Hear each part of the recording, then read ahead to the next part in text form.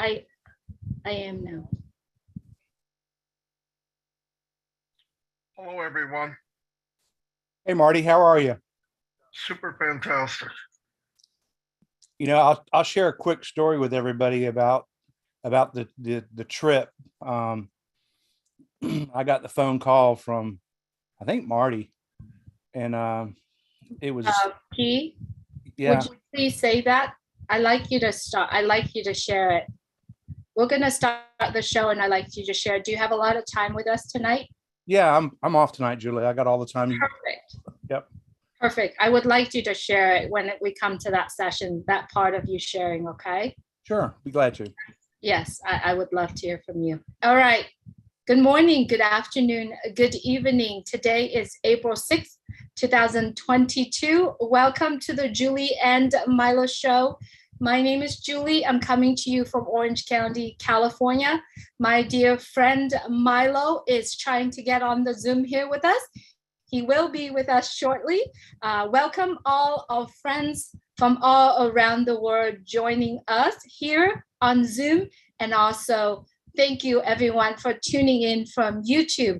We're glad that you are here. If you are joining us from YouTube, from many channels of Unpassive, if you could please, if you haven't done so, please click the subscribe button and the bell so that you can get notification every time when we do have live stream coming from Unpassive and all our friends around the world. Thank you so much for everyone for being here.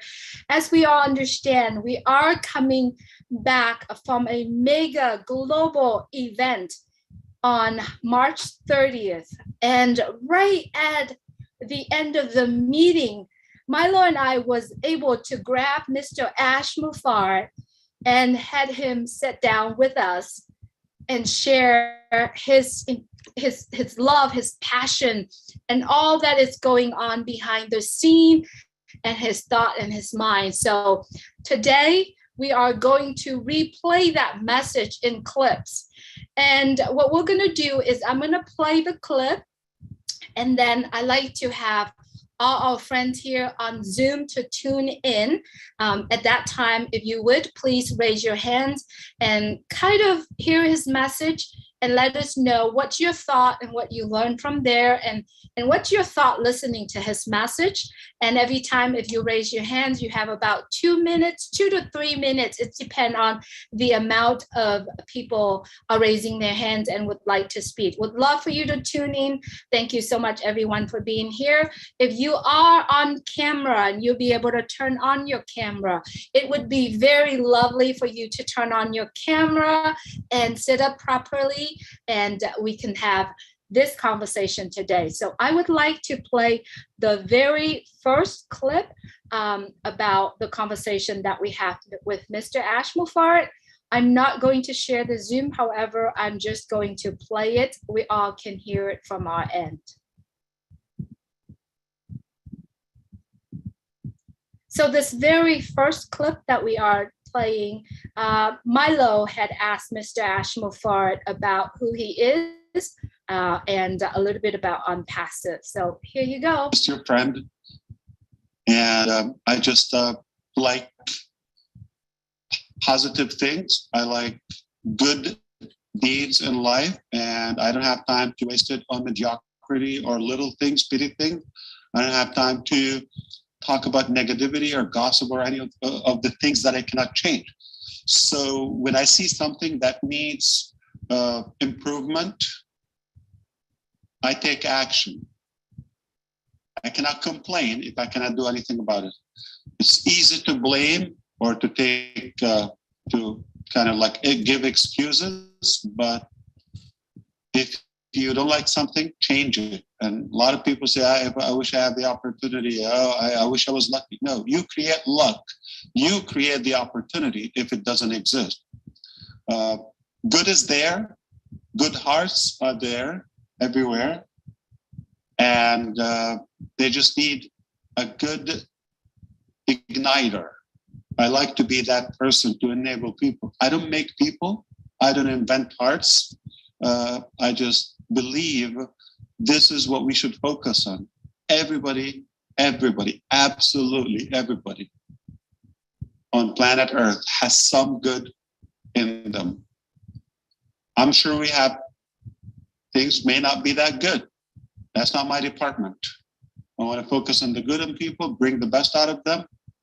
I think I want to start with how things, inspire me. I just believe we can do more in any department. We can do more. I believe we have so much capacity as human beings. We have incredible energy and potential if we just push ourselves a little bit. It's possible. And if we can think it, it's possible. But it's only a dream or a fantasy if you don't take action. And I may not change the world entirely, but if I can make an impact, even in someone's world, and I don't have to dramatically change it, but if I make a little positivity or positive improvement in their life, I've done something good. Watch. I'm not at least I'm not adding any burden, any negativity to the world the way it is. Just leave that alone. Do something good. Whether you can do it every day, if you get good at it, you can do it every day, or at least once a lifetime. Do something good because you're a human being. That's what I think. My heart is filled with love and confidence that everyone has that, and we just want to work in every possible dimension to bring that good out of people. And I think we succeeded to do that. Obviously, statistics and numbers, they don't lie. We have well over 1.2 million global founders at every corner of the planet. That is telling. It's telling us something. So people are looking for a change. We are incredibly confident that we're above average, and we will bring more out of people. And now we've replicated our inspiration and our influence to multiple generations. Started with me. I think Milo likes to say that, but one person at a time. And now these incredible leaders also replicating, inspiring, and influencing others that are also bringing influence. And you see, we're all connected, but somebody has to shake up the cage and break the boxes and all the barriers and create that seed of a movement. And I believe it's on with Unpassive. It's hard to believe we could be, no matter how we try. My heart and my brain is completely convicted that if we bring 1% out of every human from their unused potential, 1% from a large number, it's impactful. Can you imagine if we do more? And most people, sadly, they leave Earth. They have a lot of potential, so much energy and good in them that unfortunately get buried. It's a waste. So before it's too late, we have to catch the wave and make sure we awaken those hearts and minds and give that boost of energy to everyone, such as Unpassive. We're the tool, we're the vehicle.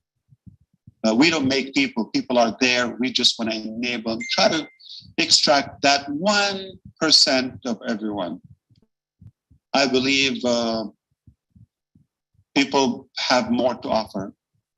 After my experience with Unpassive, I thought I'll be happy, thrilled if we get a 1% from a large crowd. It would be incredible, but I see that it is really, really realistic to dream bigger and think more. I think we're going to get more than 1% from a larger crowd. So I see you happy. This is a special day. Why are you excited, Milo? Perfect. That was an awesome message, and I like to hear a lot of your view on it. One thing that really stand out for me when I hear this message is that, you know, you do a little bit more, right? You're pushing a little bit more. You push yourself out of the comfort zone, and to be able to say and do a lot of this. I see that we have so many founders around the world, and I wanted to congratulate some of these individuals that I do know them personally, know their stories, know where they're coming, and know how much they are pushing out. Right. First of all, Pat Parent. Everybody know Pat Parent, and everybody know the situation she's in, the health struggles, and all of that is going, and she's pushing herself every single day. I mean, now you are seeing herself doing live every day. She is one of the role model and one of the superstars that I like to mention. I also like to mention David Schweitzer, right? David Schweitzer, about a year ago, I get to know him.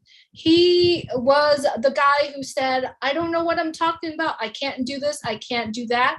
Can you imagine right now he is doing a video of himself. He talked about it. He pushed it. He does live. That's David. That's our David Schweitzer, right? And then you see Cynthia Brown.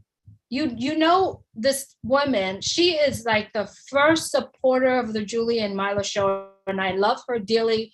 Was so glad seeing her, meeting her in person, hugging her. And every time I see her, she's like, oh, my Julie, right? She just full of that energy and the love, and she just pushing herself. Her hand was so painful when you were there, but you'd never seen her complain. And then another individual that I like to bring out, and there are so many people like that, right? There are so many people that just pushing a little bit harder.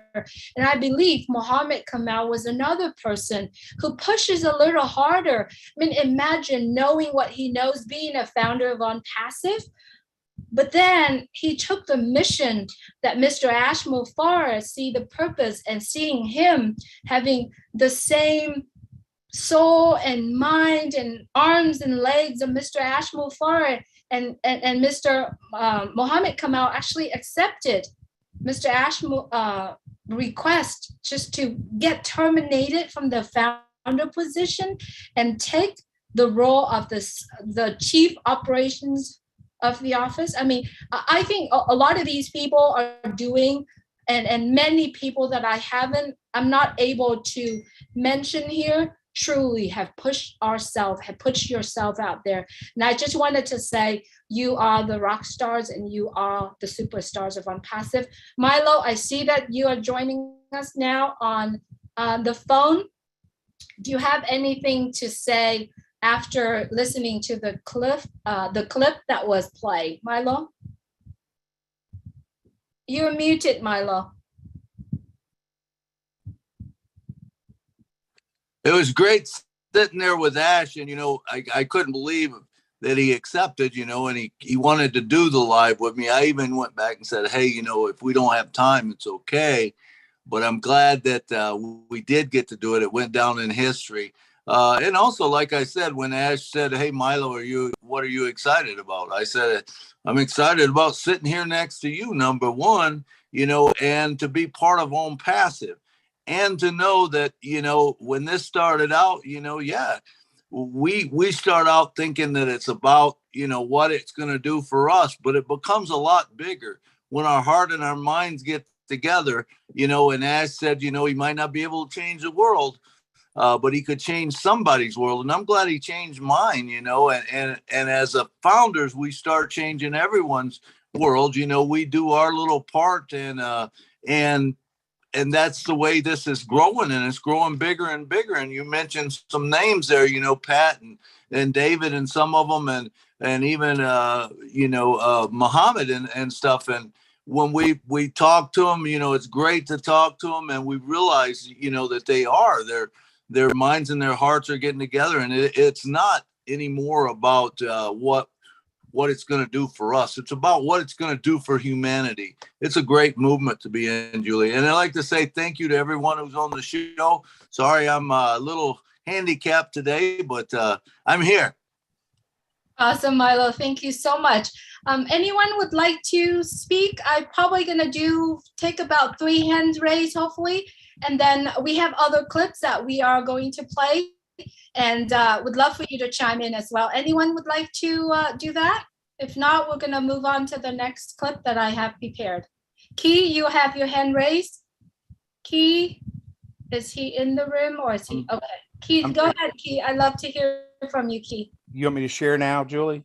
I would like you, because what I'm doing right now, Key, is I'm going to play the whole entire the conversation, just Ash's part, and then I'm going to go into the people that are traveling. So Okay, if you later, don't mind, I'll come back later.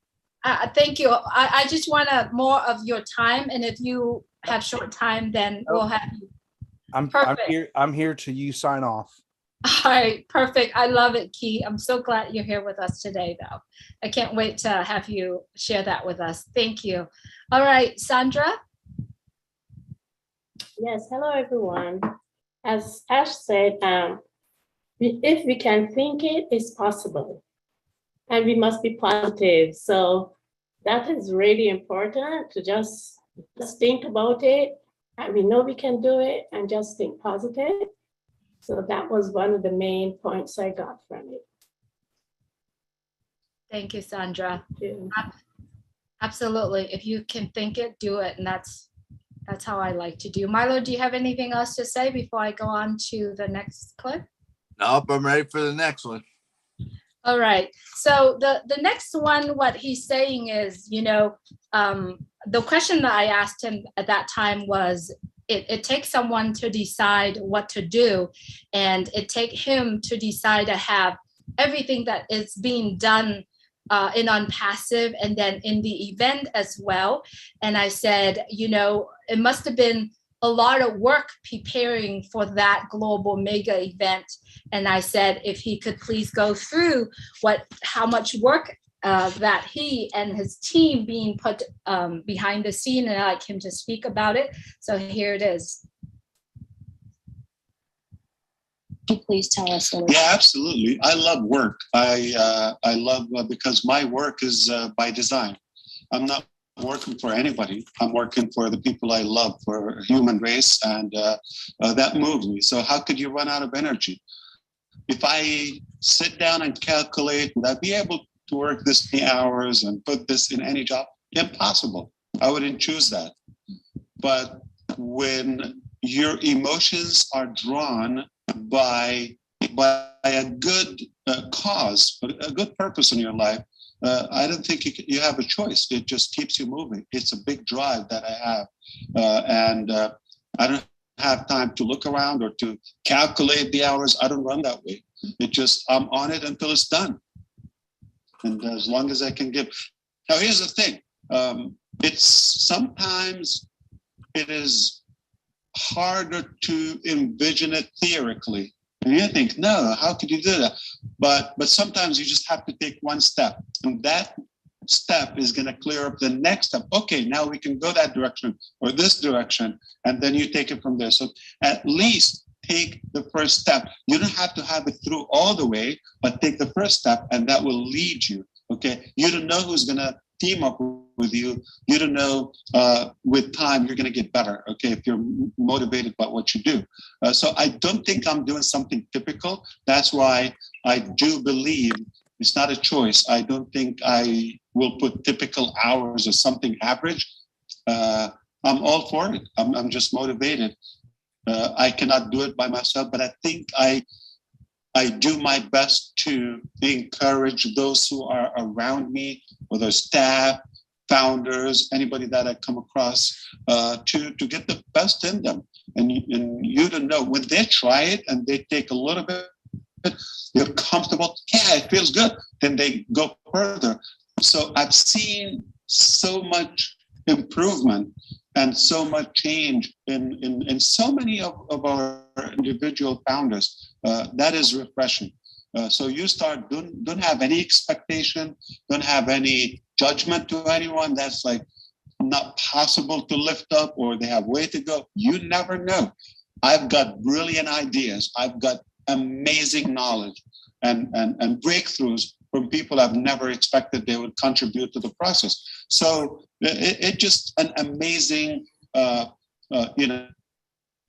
accomplishment when you are able to move people, and that's a responsibility. That's an accountability. So it's no longer my personal choice, my physical needs.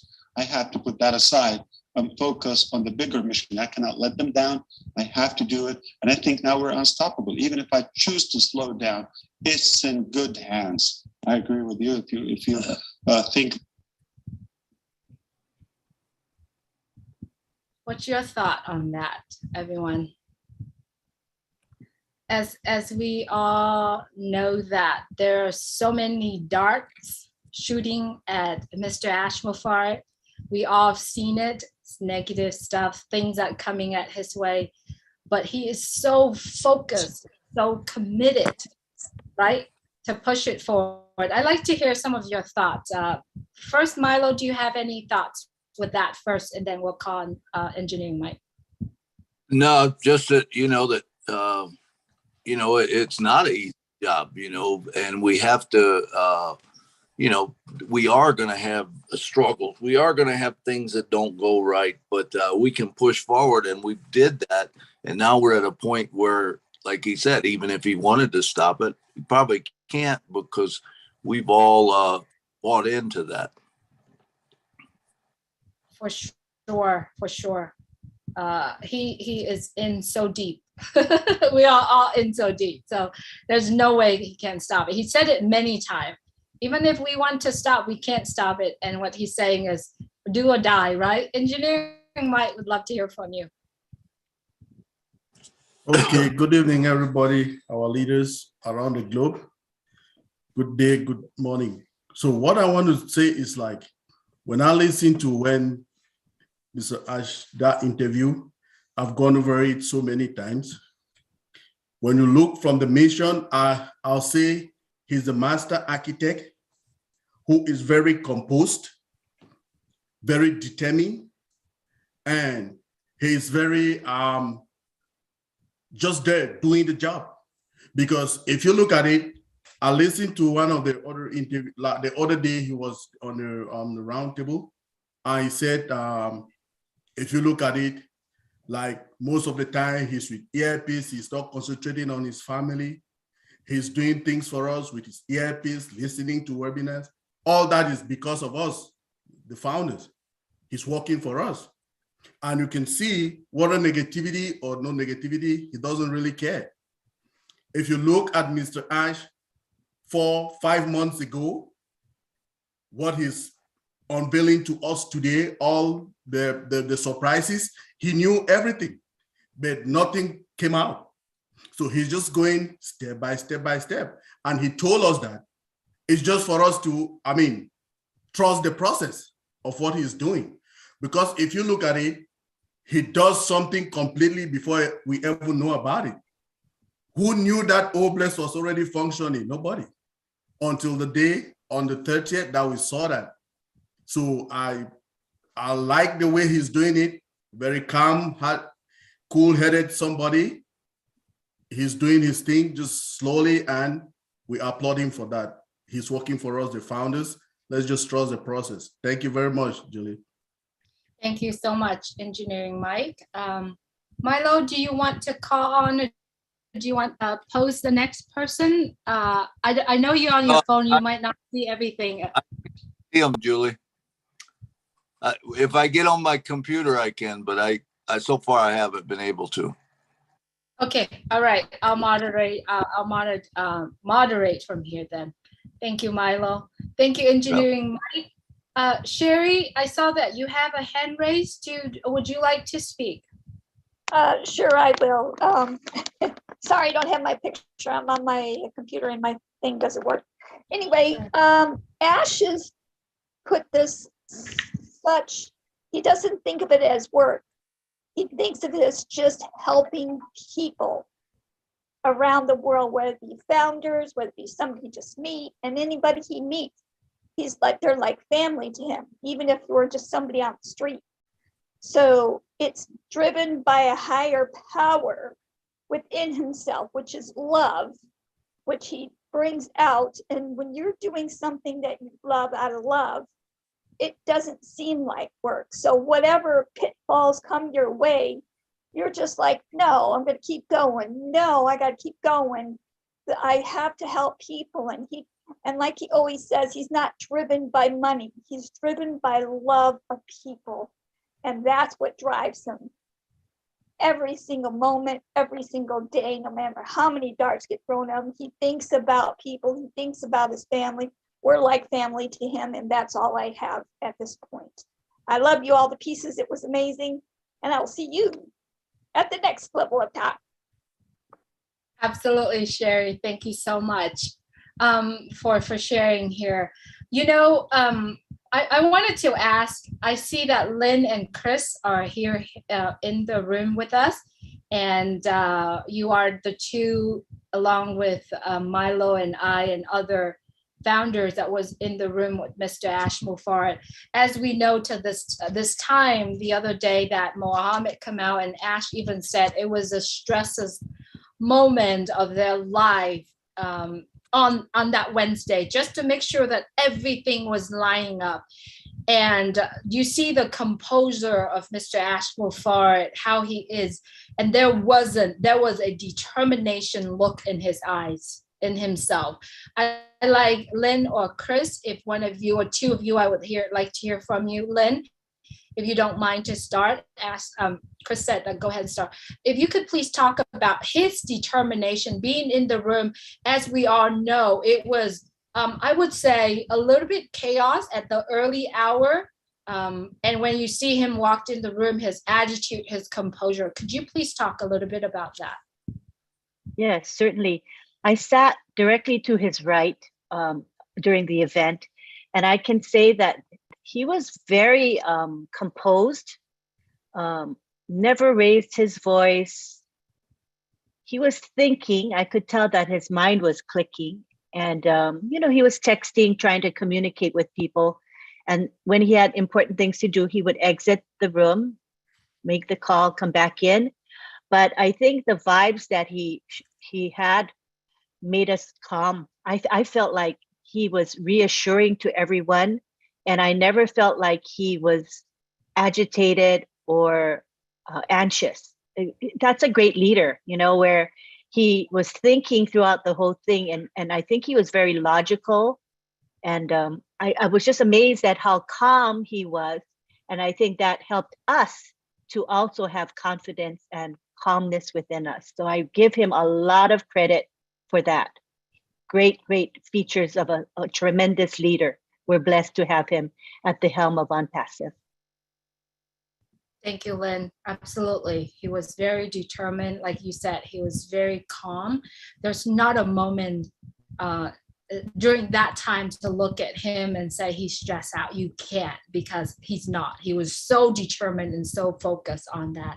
And Lynn, you're sitting right next to him, and you do witness that, and you do feel that energy coming from Mr. Ash Mufarad. Chris, what about you? What did you see? Wow, what did I see? I was actually sitting in the front of the room, like where our big screens were. And I had a good idea what was happening.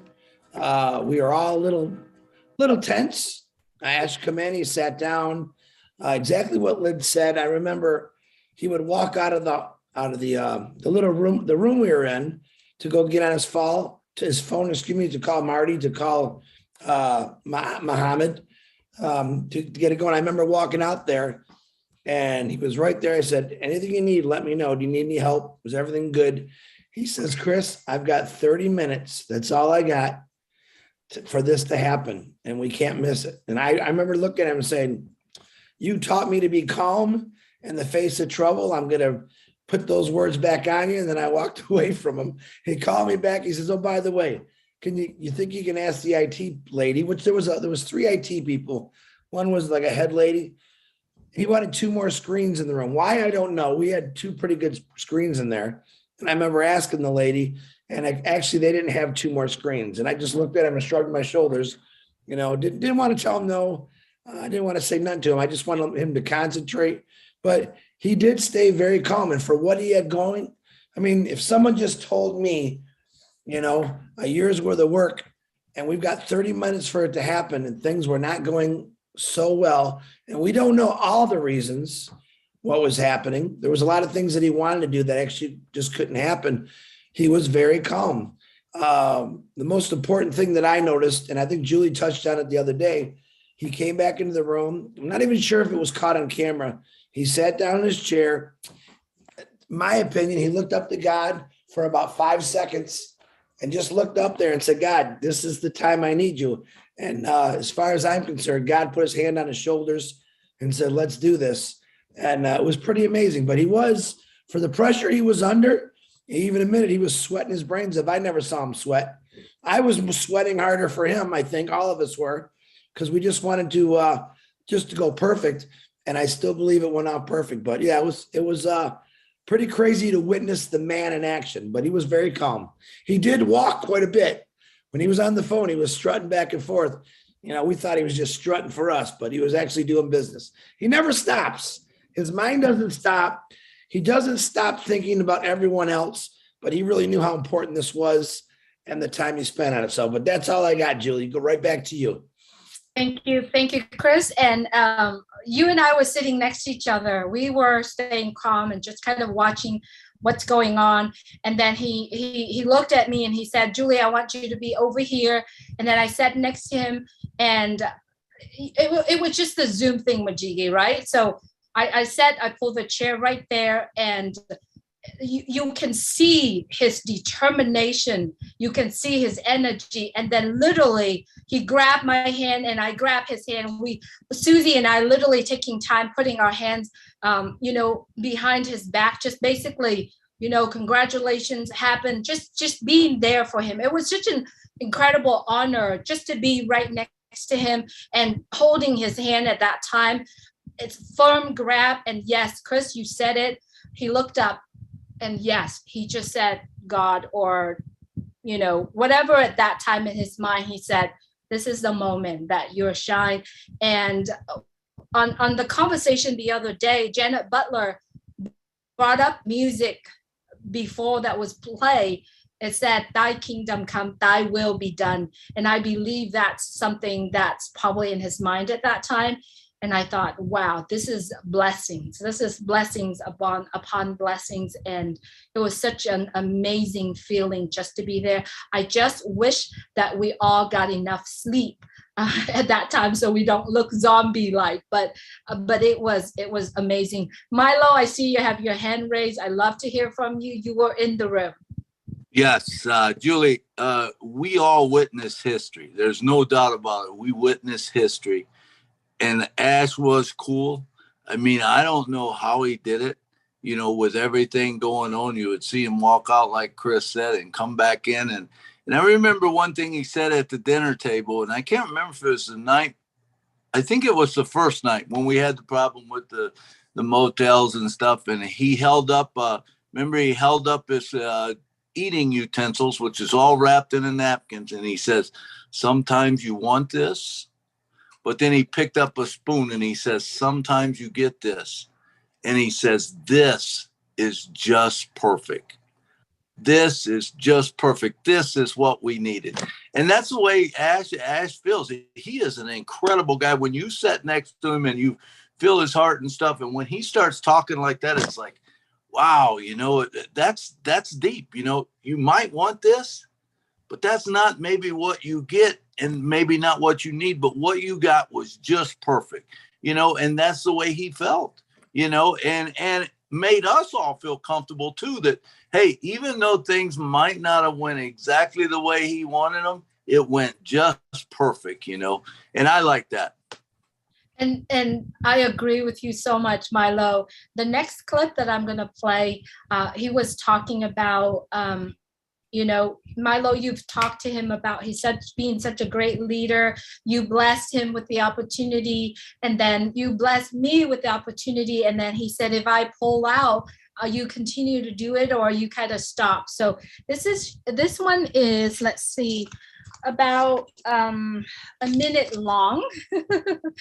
And I'd like to hear it. Hold on. And people are knowledgeable. We shouldn't underestimate anyone. It bothers me when some of the gurus or salespeople try to train you how to kind of trick or how to manipulate feelings so you can get a decision or you close a deal or get a check or make a sale. It bothers me. I just feel that things from the heart work better. More people sense if you're real or not. Right. No tactic, no method would work. It's the human feeling that is the best judgment. No, I knew, but how do you feel, Milo? Like when you thought, like almost 3 years ago? Yeah, it was 2019. November 2.5. Yeah. November. Okay. So now think about that. When you met, okay, it got better when we met, a little bit better, because we got a little bit of confidence. Now, after the process and after today, well, the thing is I just keep growing and growing and growing. And right, you're exactly right. You know, when I first heard it, I felt it. I'd like Milo to talk about it. You met Mr. Ashmofar on, I believe, November 2019. And then you met him again on the 30th of March. And you had said in the conversation that your feelings, your belief, your convictions is growing and growing every single day. So Milo, I'd like to hear it from you instead of playing here. I'd like for you to talk about it. Absolutely. I said to him, you know, that when I first met him, I'll be honest with you, I was not 100% all in, you know, but after I met Ash, I was 100% all in, you know, and you know, and then he said, you know, like, well, you know, after you met me and you become, then, you know, you worked, brought Julie in, which I brought Julie in. And I have that belief now. I pass it on to Julie. And, you know, he said something there that was really cool. It was, you know, hey, if we can go 2 levels. In other words, I bring in, you know, or Julie comes in and she starts believing me. But then now we got me and Julie, and we affect someone else. Maybe it might be Bruce Bryant, you know, or someone else, or Leon Holiday. You know, we bring them in and now we're 2 levels deep. And then he said, now, if I pulled out, would you guys pull out?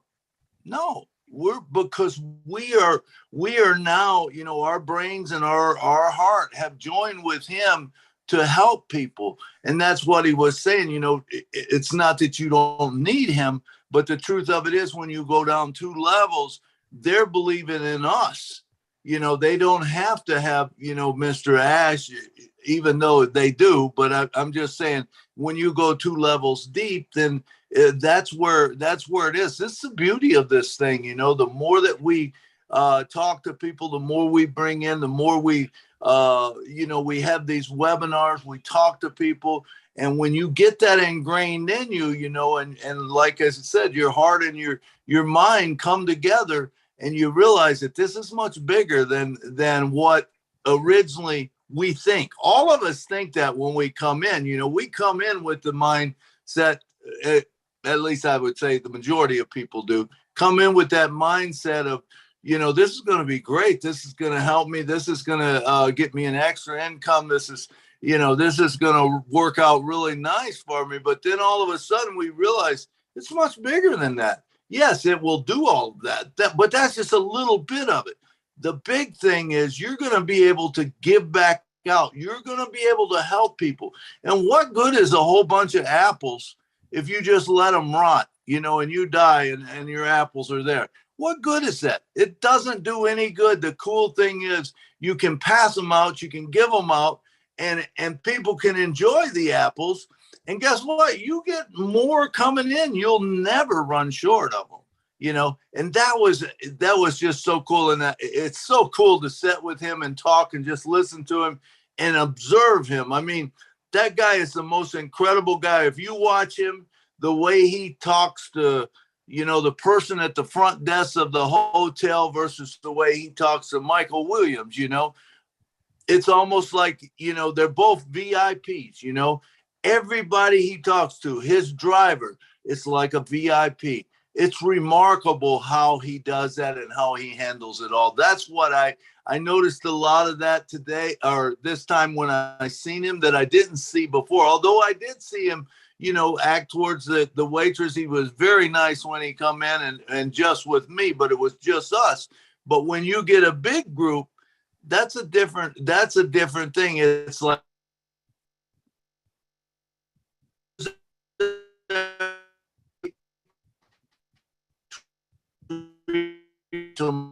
with respect, all like a VIP. I'm impressed with that part. Thank you, Milo. I don't know if it's me or Milo, but I'm glad you share about your feeling at that time.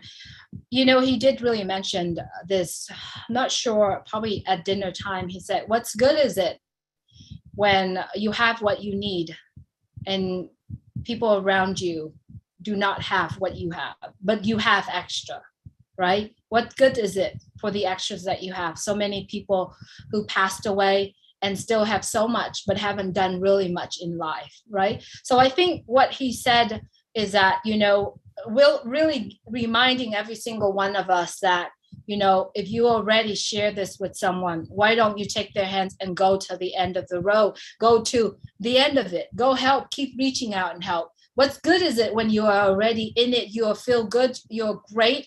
What about the next person? What about your team? What about your organizations? What about your community? I think what he said here is truly reminding every single one of us, and just everything that he's listening to, I take it as he's mentoring many of us, right? And emphasize and express the way who he is as a true leader.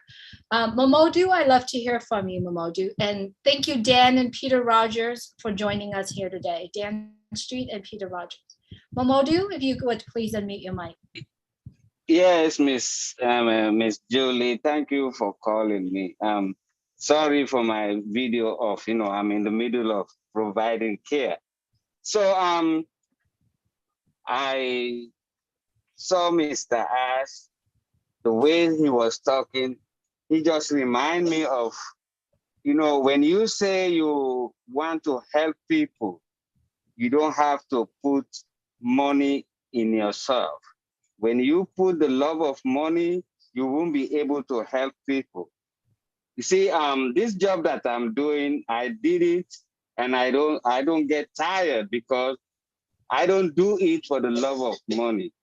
I do it because I have an avenue, an opportunity to render my service to my fellow human beings. So therefore, when I'm doing it, I will never be tired because I'm doing it from the bottom of my heart with the intention of helping to make my fellow human being happy. So when you have that mindset, whatever you are doing, you will never be tired. So that's what I saw on that day when Mr. Ash was talking. I saw myself in him, that don't put the love of money if you want to help your fellow human beings. That's the contribution I just want to attest to what Mr. Ash was talking about. Ms. Julie. Thank you so much, Momodu. And you are the superstar. And thank you for all that you do. And you know what? Being where you are right now, taking care of people, but you have never missed a webinar. You are the superstar. I just want to let you know that, Momodu. And I have a pleasure meeting you in Maryland back about probably almost a year ago. A year, almost. Thank you. Thank you. You're welcome. Thank you. So I'm going to turn my video off again. Thank you. Perfect. Thank you so much. And you know, you know, there are so many superstars, and I call every single one of us here superstars and leaders.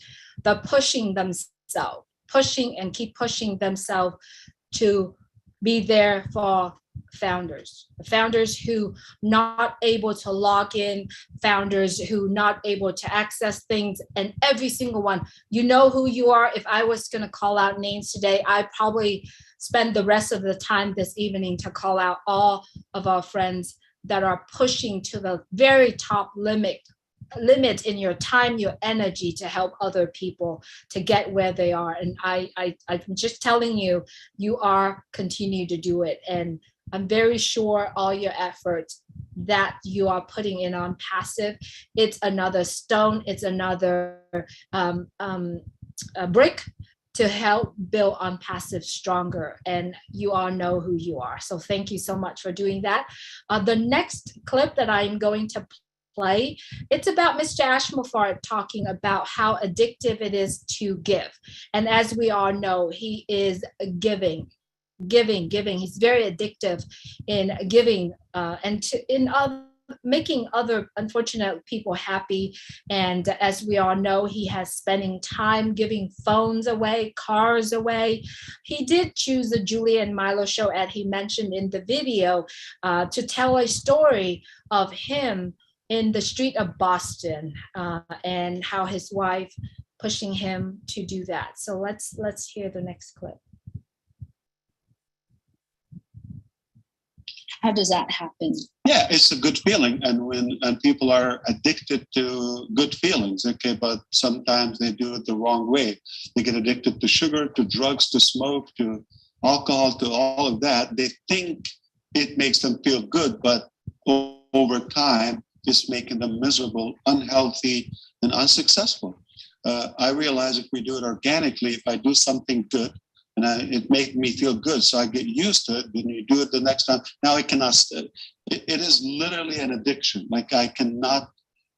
If I go a day I didn't do good deed at any capacity, I just can't. I have to do something, and because it's Julia and Milo show, I will have to say something.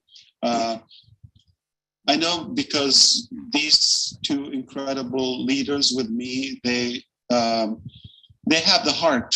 They would care. We just came from a brutal winter in Boston. Basically, we spent our year here, or at least the season. And it was cold and snowy and windy and stormy at nights. When we realized sometime late night, past midnight, we didn't do much good. My wife would send me to either get food or we have something at our place to give away.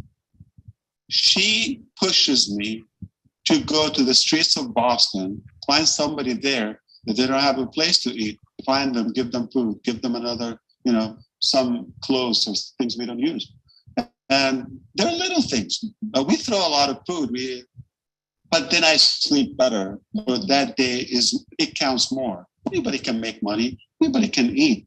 But when you do it to others, enable others to make money, to do that, it's a good feeling. You cannot have good enough of it.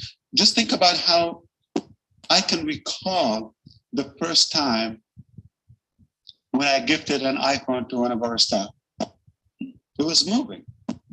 Today we get 15 at once. You just get you cannot have enough. Okay, we give a car, okay, so what would be next? It will be more. This is how addictive it is. Don't know if it's a bad thing. Addiction can be good if you're addicted or connected to something that is positive. And I don't remember when I got my first, or it doesn't matter. Not that impressive, but I know the feeling and the reaction from others is so fulfilling, so impacting, and I can't have enough of it. I'm telling you, we cannot go a day without doing good. If I feel like we're not doing enough, we go and look in another direction. We have to make up something. We have to do something. Sometimes overseas, sometimes people we don't know. We have to do something. Listen, most people think I have to have a lot of money or think they have to have a lot of money to be. Listen, we can share something. Sometimes a phone call, you can literally have a conversation with a stranger. It's a gift. Give them their time, but your genuine, feeling or kind of connection with them.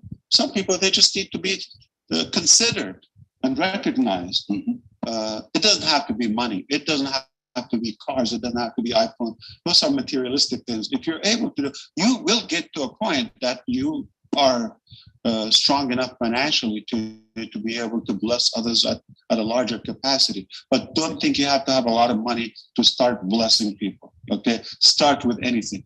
Conversation. Share a bite. Okay, you throw a lot of food, I'm sure. Okay, something you're not using. Connect to people. They might have a different arrangement that will make them more productive. Anything. I believe anyone can make something, do something good. Mr. Ash, I wanted to ask you this really quick. Last night during dinner. Okay, that was for the next session. He talked about addicted. He talked about addicted to giving. And then we all get to see the Oblast video. I like to hear your thoughts in what you've heard and your thought on the Oblast videos. And I know we have been talking about it in the last, few webinars. What's your thought on the homeless initiative that we are discussing with Mr. Ash yesterday, I believe, and then also on the Caribbean yesterday? Some of us were there. I know that there are a lot of things you wanted to talk about. If I can see some hand raised that talk about giving, the addictions of giving, where we see Mr. Ash move forward. Like to hear from some of your thoughts. Key, if you would please unmute your mic. I'd love to hear from you, Key. Julie, that was one of the things that I shared with Ash after the big event. I was fortunate enough to be able to speak to him over the phone, and he asked me what I thought and what touched me the most. And everybody's pointing at the Berg and the light show, but it was the video and showing Oblast going into the streets and helping people and seeing it. Seeing is believing, and seeing it in action, and seeing people with the On Passive and the Oblast shirts, and it's like, oh my gosh, it's happening. And that was more moving to me. And I just know that there was not only me, but there was many with not a dry eye. It was very, very, very moving for me personally. Thank you, Key. Absolutely. There was no dry eye in that room. And personally, oh gosh, that video really pulling my heart out.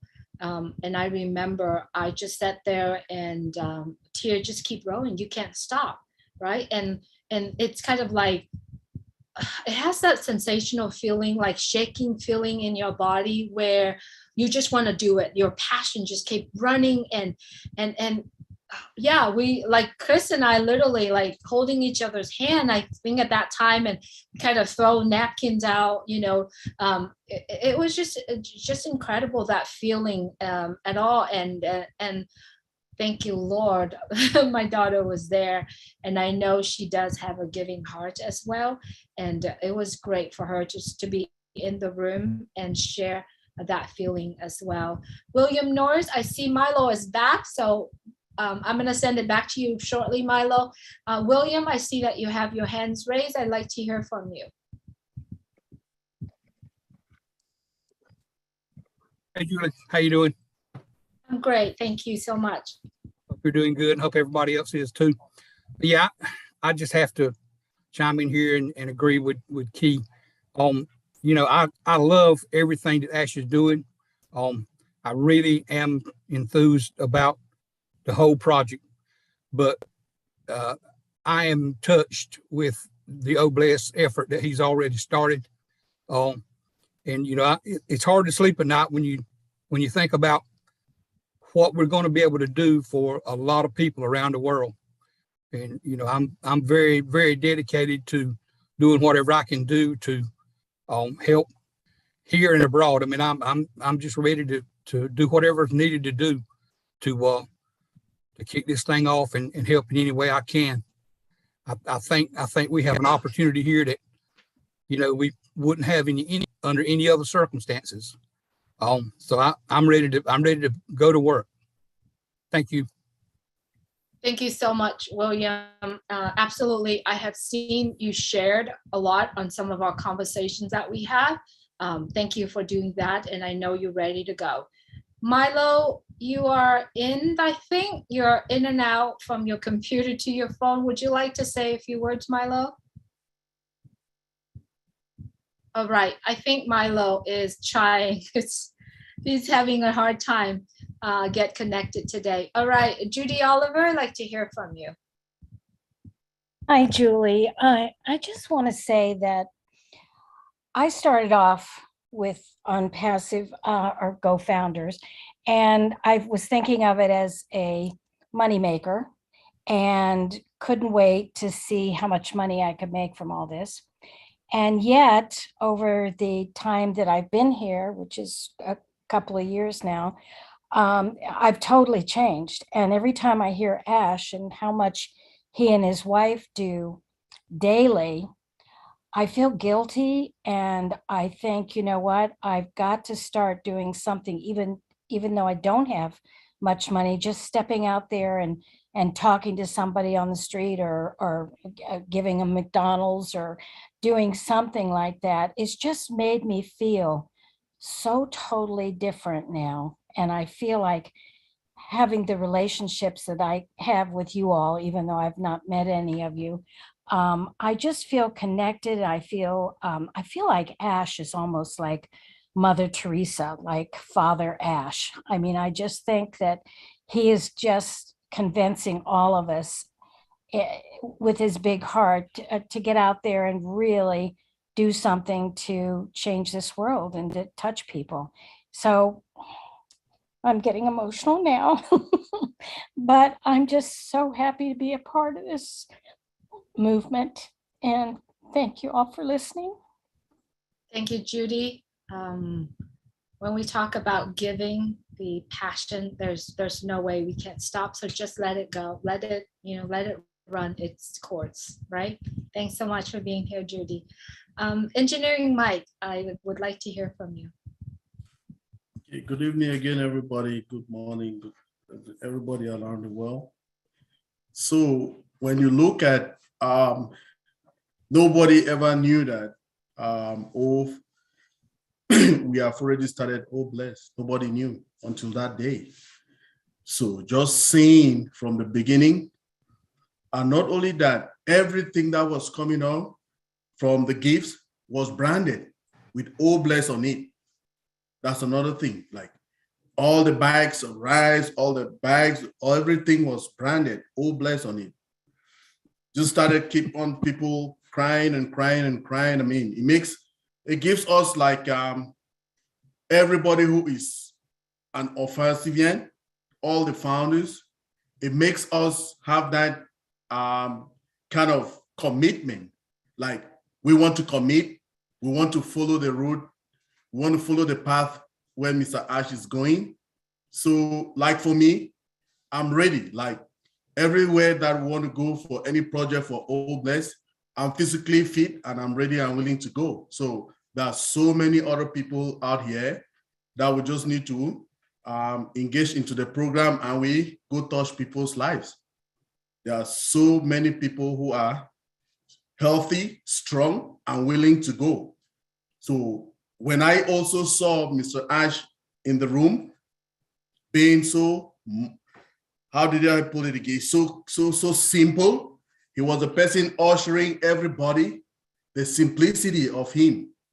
I said, okay, that is what we have to emulate as on Perseverance, to be simple and to be able to help other people. Thank you very much, Julie. Thank you so much, Engineering Mike. Thanks for bringing that up today.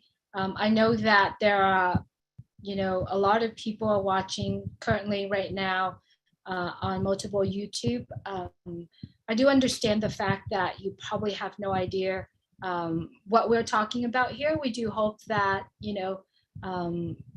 that you would plug in and actually look into the information. But thank you so much for watching all of us now discussing about what had happened on the mega global event on March 30th. Thanks so much for coming on here with us. All right, Abdi is the last one will speak, and then I have 2 more clips to go. So I'd like to have Abdi. Abdi, would you please unmute your mic? Hello, Julie. Hello, everyone. Yeah, by listening all the clips and then the rest of the founders here about their ideas about Ash and his heart.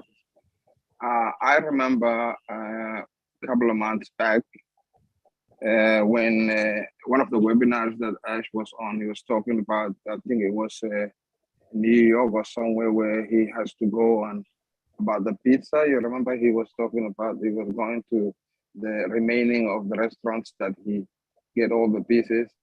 And yes, and that from that day on, and what I have experienced myself since I was a founder, it's really amazing feeling. It's no longer a business. It's no longer about the monetary value. It's all about giving and the heart, and everyone would think, oh, was there such man, such person was living in the world, in another way. And also the other thing I remember is, which is really, really 100% true, that everyone who, when you hear that statement, you can tell it's clearly every human being's heart will say, yes, that's true. Even though if they're not even giving person, then they will agree that statement. And that was the statement that I said, I think it was giving is 10 times more fulfilling than receiving. That is really a great statement, and that's true. Even if you're not a giving person, if you don't want to give, when you hear that statement, it says so. It says something, and it is true. The heart will tell you, you feel excited, you feel fulfillment when you give to something to someone who in need. So I'm really very grateful, and everything that on Passive and the whole movement is all about is something that will change the world, as we always hear from our leader. So that's all I want to contribute to this conversation. Thank you. Thank you so much, Abdi. Yes, giving is very rewarding. And I have to tell you this little story of mine when I was a teacher, coming back from, I think I was an aide, not a teacher yet, somewhere around that area. So during Valentine's, you know how little kids bring you chocolate and heart and only for you and heart shape and all of that. So I drove home, and as I exited the freeway, there was a gentleman, he was very, older and ragged, kind of standing there. So I opened the window and I handed him a chocolate box. I didn't know what it was. It was just one of the boxes that the kids gave me. I handed it to him. And I did not know this, but that chocolate box has a heart shape and it said only for you, right? And you could imagine when I gave that, and this gentleman was, what? Heart only for you?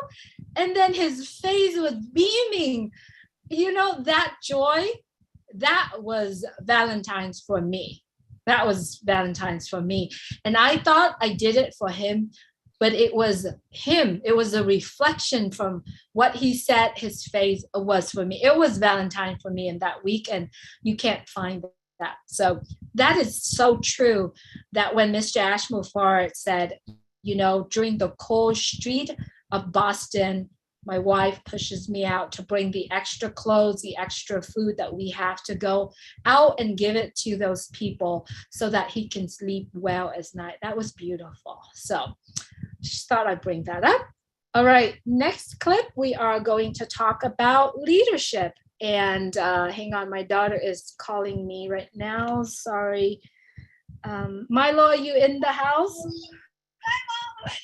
Okay, sorry, baby, hang on. I'm on the show right now. Chris, can you take 1 second? Milo, can you please take the mic for 1 second? I am in the house.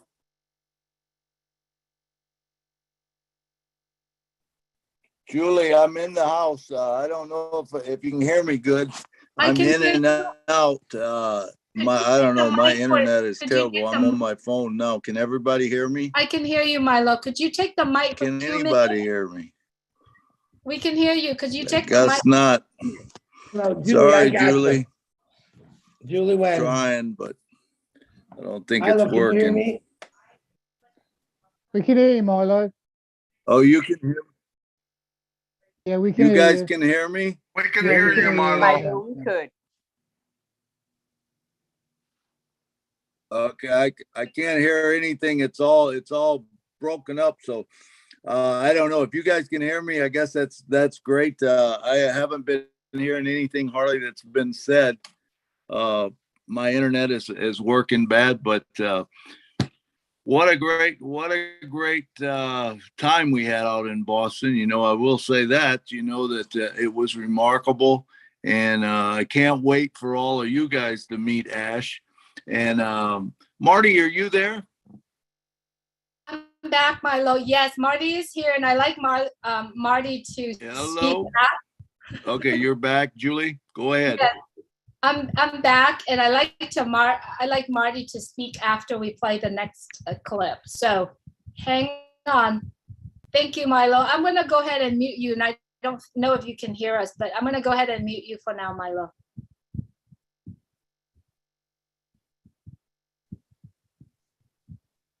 I can't mute Milo, but that's okay. I'm just gonna go ahead and play it.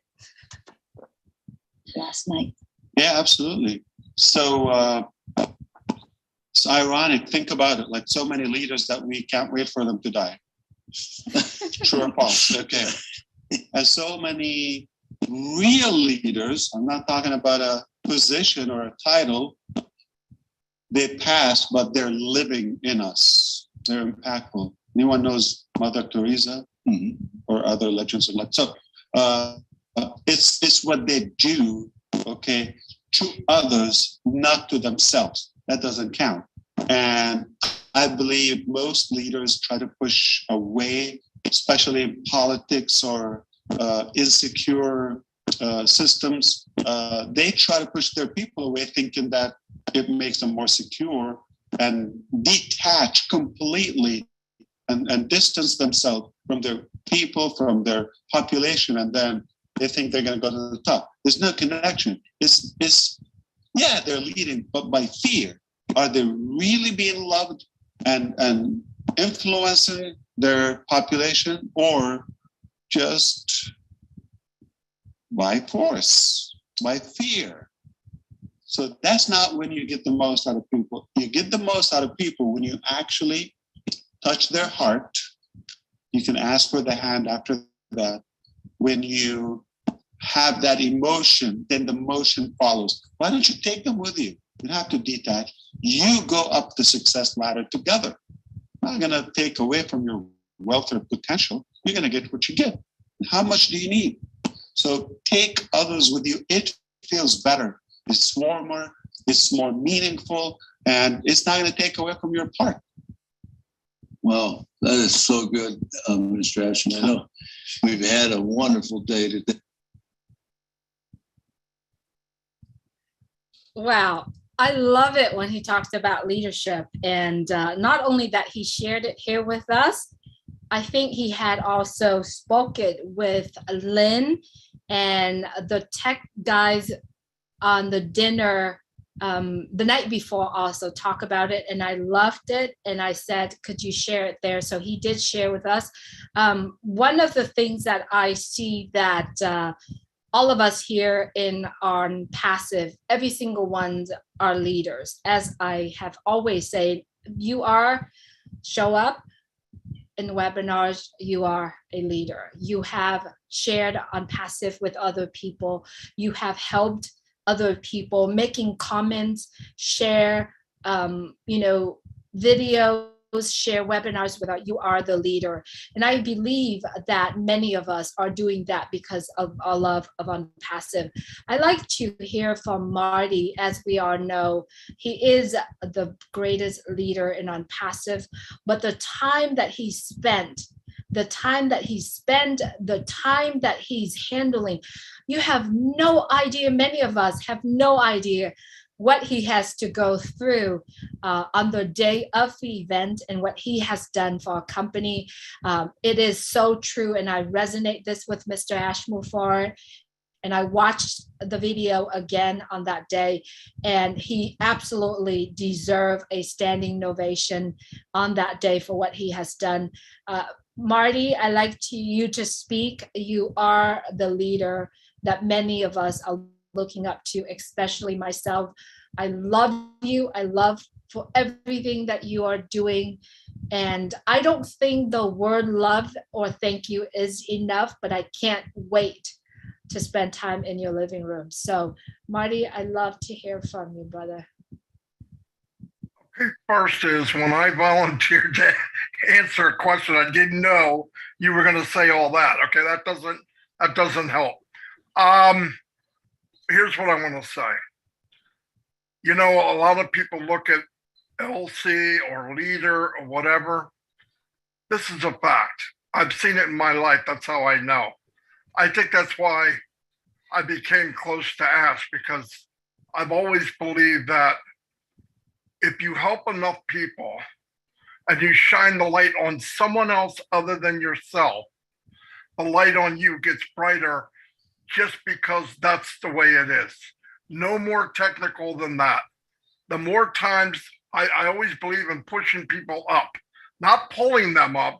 If I see a diamond in a rough, I shove them up almost illegally, okay? I mean, I push them as hard as I can because I know that deep inside there's something there that all of us could use. I honestly believe you're only as strong as your weakest link, okay? You can't be any better than the people around you. And I've met a lot of people here that I thought, wow, there's something special about that woman, that man, that woman, that man.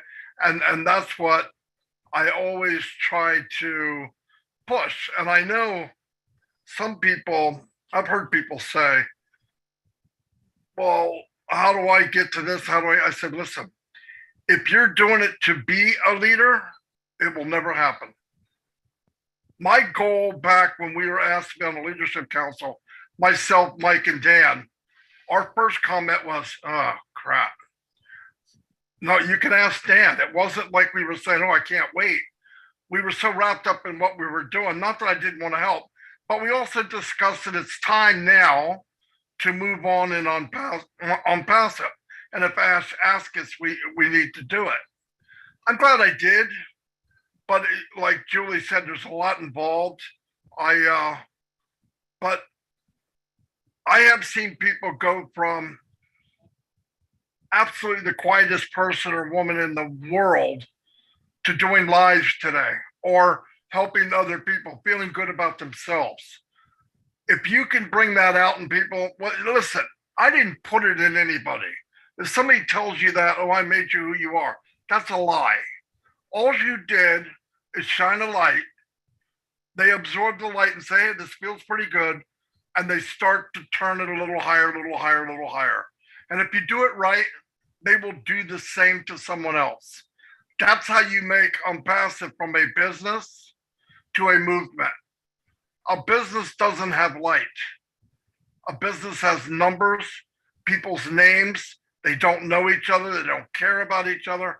Here is a movement because everyone is shining the light on someone other than themselves. And if you notice, the people that don't stay in Unpassive, they have a problem shining the light on anybody but themselves. And that's sad. You want to be a leader? Help others as much as you can, if that's what you're looking for. But I think we lead, Ash leads by example. Everything he does is about someone else. Every conversation I've ever had with him was, yeah, but can a founder do it? Can a person that works 9 to 5 do this? Can he do that? Can she do that? And that's all he thinks of every time I talk to him. You know, last week on the craziest week of my life and on Passive, the Sunday before, we could do a whole show just on bloopers or whatever you want to call them. But I mean, literally 11:30 Sunday night, I need to get airline tickets and 20 people's hands by morning. And I'm going, yeah, no problem. Now, it happened. It did work. It always works. But you got to believe it'll work and you do it. We just went after it. We didn't say, I don't know if we could do that. I just laughed because that's Ask Mufara time. Everybody knows if you deal with Ask, he's got a totally different clock and watch than anybody else on the planet. Hey, what are you doing? It's 1 o'clock in the morning. I'm, ramping it down. Got something for you. You think you could? Oh yeah. And then you might be up till 5 in the morning. But that's part of what we do, and I enjoy doing it. So when people thank me, it bothers me because it's like thanking me for something that I'm working at. I'm not working at. I love it. I absolutely love it. But last week, Tuesday night, I believe, or something, right during that hell week or whatever you want to call it, he texted me. He said, look at this. And a picture came up and there was boxes all over the floor. Now I know he's getting ready for the biggest event of his life, of our lives. I'm looking, I'm going, what is that? That goes on a lot by the time. What is that? And I said, what is it? He said, boxes. We went out and got a bunch of food for people and we're going to hand it out. And I'm going, when? Like, when? I mean, how are you going to do that? Oh, we'll do it in the morning. I'm thinking, okay, you're here now at 10. You were here at 3 in the morning. I got up at 5 and you were there, and now you're going to give up. Don't you think you should sleep? We can sleep later, he said. That's who's leading this company. Listen, that's how he's a leader. And he's right. There's different types of leader. There's dictators. You're afraid not to follow them. But with Ash, you want to follow him. And a lot of you are those people. I mean that. Not just Ash. There's thousands of people like Ash in on Passive. Maybe not to that level, but we're all working towards that. There's nothing wrong with that. And I hope I answered what you wanted. But yeah, we're in a good place. I don't need to be thanked for it. In fact, I don't know. It bugs me. But no, we're all in it together. And Chris set me up, by the way. He called me 5 minutes before. He didn't tell me it's going to happen like that. But anyway, thank you very much. That's all I have. Thank you, Marty. It's actually a very, I don't know. You said it's a hell week. I said it is too. 11:30 Eastern time, we got a call. We sat down and 3 of us jumped right in. Peter, Chris, and I try to get everybody to flight to get out. And as you know, I'm in the West Coast, so I'm like 3 hours, right? By the time that we got down to few people already went to bed.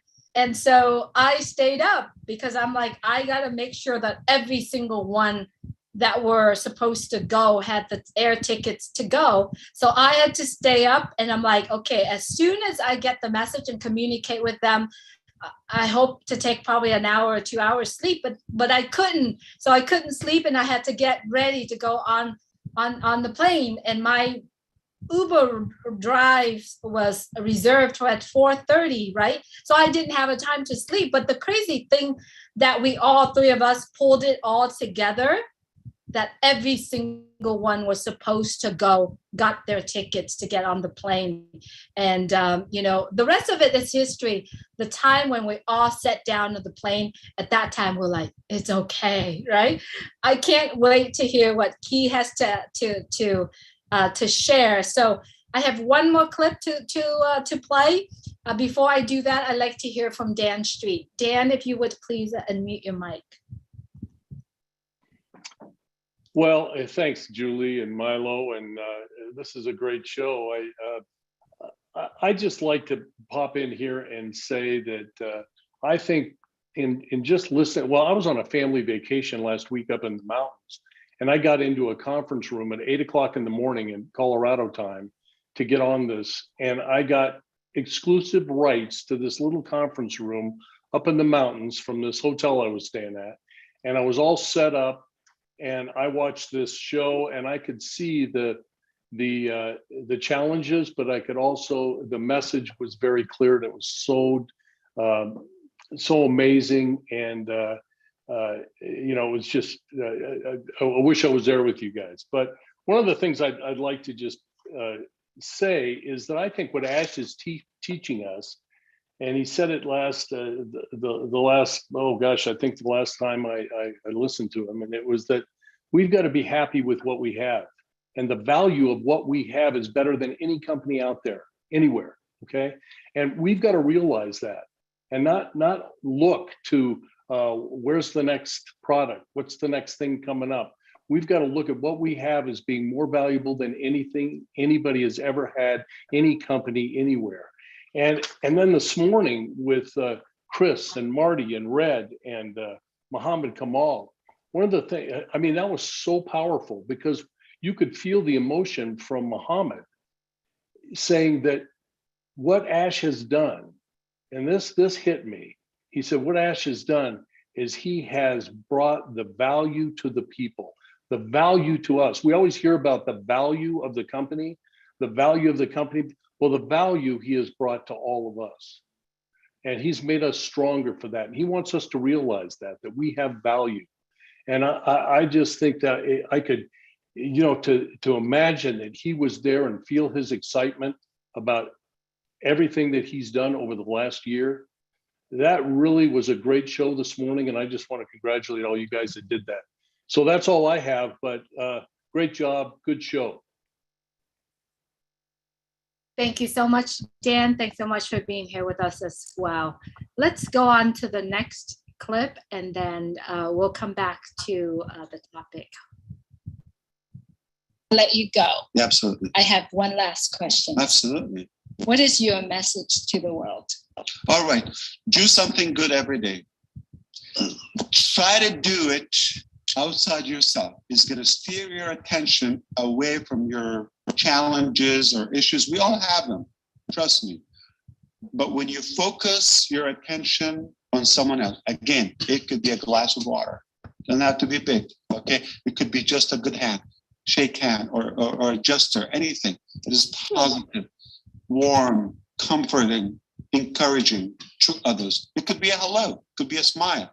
And try to do something good every day. You're going to feel better. You're going to get used to it. You're going to get addicted to it, and you will scale it up, okay? I know everybody's trying to focus on themselves. If I'm good enough, if I'm equipped, if I'm rich, if I'm this and that, I can impact others. No. Try to reverse engineer it, okay? When you do that, you're going to feel good about yourself, and you're going to see that your life is more meaningful. All right, you're more motivated, and you're going to forget about your little bitty things, okay, or personal things. There are much bigger issues. No matter what you think your issue is, somebody else has it worse, okay? So you might have a bad one day, okay? There's always a good day. There's always a good day. So I just tell you, try it. It's for free. Just do one good thing to someone else once in a while. You don't have to do it every day. But I assure you, once you feel that fulfillment and that joy of giving and blessing others, you're going to get used to it, and you're not going to have enough of it. Absolutely. Mr. Ash, thank you. Awesome. What his messages, do something good for someone. And I have to tell you that I look up to it. I look up to what he said, and every time when I do something to other people, for example, just calling a founder out of the blue, at first I thought, I'm going to do that for that individual that I called, but I share this before at the end of the conversation, it's more for me than that individual. It makes me feel really good. Listening to their troubles, not troubles. I'm talking about her mic is on. Let's see. Not, I think it's Sherry. Yeah. You know, listening to their obstacles, illness, as far as the problem, the troubles that they really go through every day. And then I look at my troubles and my issues. My problems are going through is as small as a grain of sand. It makes me feel good. It makes me feel better. And it makes me feel as if, you know, I could be there for that person. So, you know, I do look up to what he said, and he's a great mentor. And so I like to hear from everyone. What's your thought on what you just heard on his message? Do something good to the world. Do something good for someone. Anyone? Chris? Yeah, I thought that was, you know, when I watched, I didn't actually get to see the Julie and Milo show live because they did it in the private sector, but I did watch it when I got home. And he also showed up last night at another webinar. And what I really liked what he said is, you know, to be kind isn't necessarily giving someone money, prayers for people, shaking your hand, letting them know that you're there for them or if they need any help. I thought that was pretty important that he said that. And I think a lot of people, especially with stuff with Bless, it's not just about giving people money. It's really just trying to grow people's hearts, let them know that there are people out there that care for them. So, and that's the message I got from him, is it's not just about the money, guys. It's about just changing people that have been ignored, make their hearts grow. That's what I got out of it. Julie, back to you. Thank you, Chris. Absolutely. Do something for people. And I know Sherry Green is here and she's at work, but she has a lot of things to share. I know other people has things that they have done that makes them feel really good inside. I love to hear from you as well. Violet, Ryan, thank you so much for joining us here. We couldn't take you the other day, but I'm glad you are here, Violet. Thank you for taking me, and good morning, good afternoon, good evening, good night, whatever it is, wherever you are. Yeah, I find my forte is driving. I love to drive. I have done 1,000 kilometers in one day. People go, what? But I have done it, I think, twice. Anyway, what I do is in the morning, I make sure I have a wad of $5 bills, because 2 and 1 is useless as far as anything goes these days. And when you get off the highway, there's usually somebody standing around with a cup or something. And I give them the $5 bill. And a lot of them are surprised that, and I said, why? What's, you know, what do you usually get? And one guy actually told me, he says, somebody gave me a penny. It's like, okay. And my attitude is, if they need it, fine. If they're scamming, like they don't need it and they're just out to make money for the night or day, I just leave it up to God. I just say, Lord, bless them, and whatever they're going to do with it, take care of it. It's in your hands now. I have nothing to do with it. And that's what that's as far as money goes. I have taken people to the restaurant. If they're on the street, I'll just say, there's a restaurant right there. I don't have any money with me, which I usually don't. Can I take you in to eat?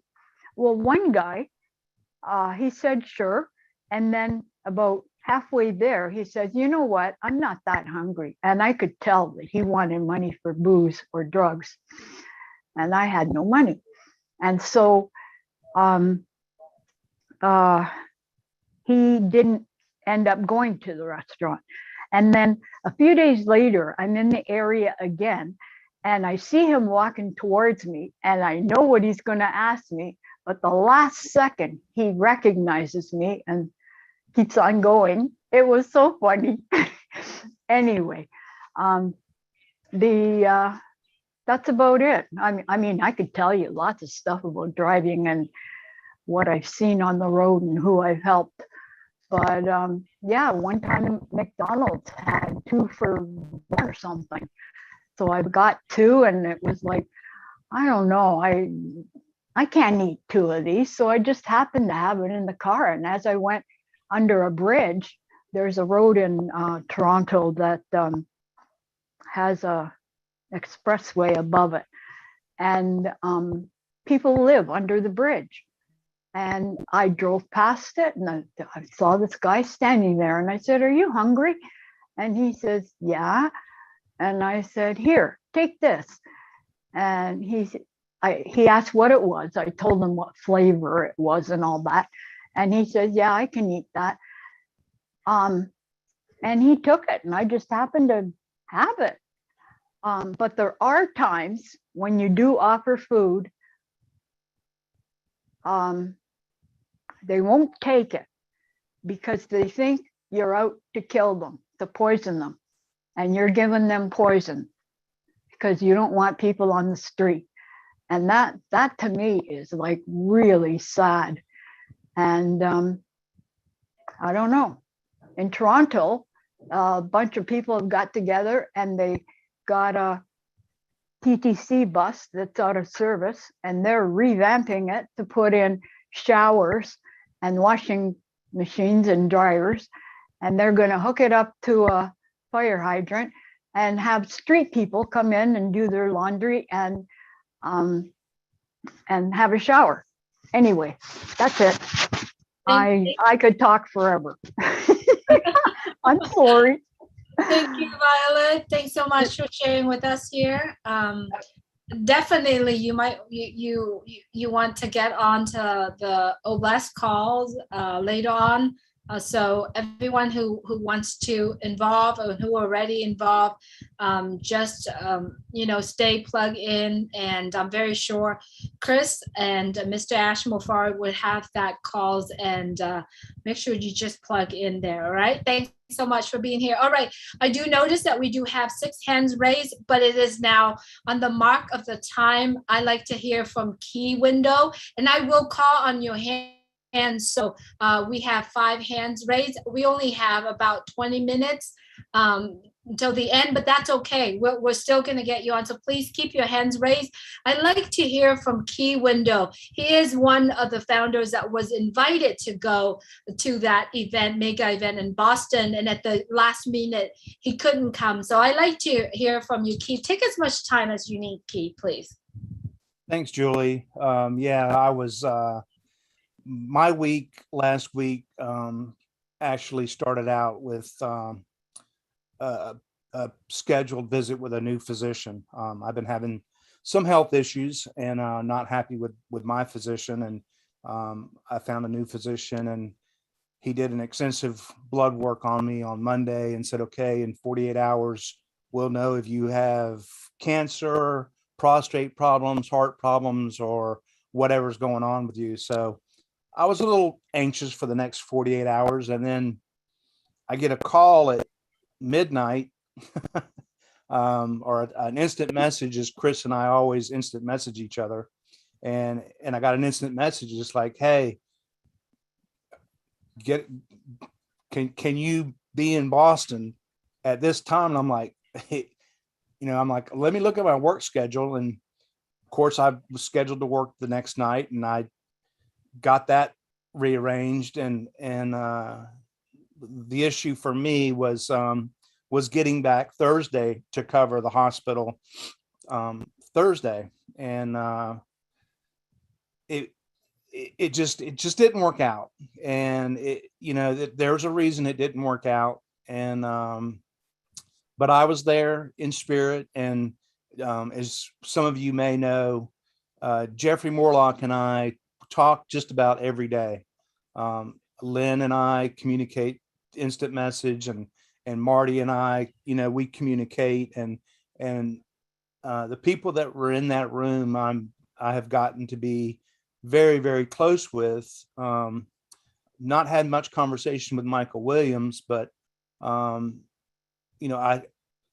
truly wanted to be there, but it didn't work out for a specific reason. I think the reason is my background is basically pediatric intensive care airway management.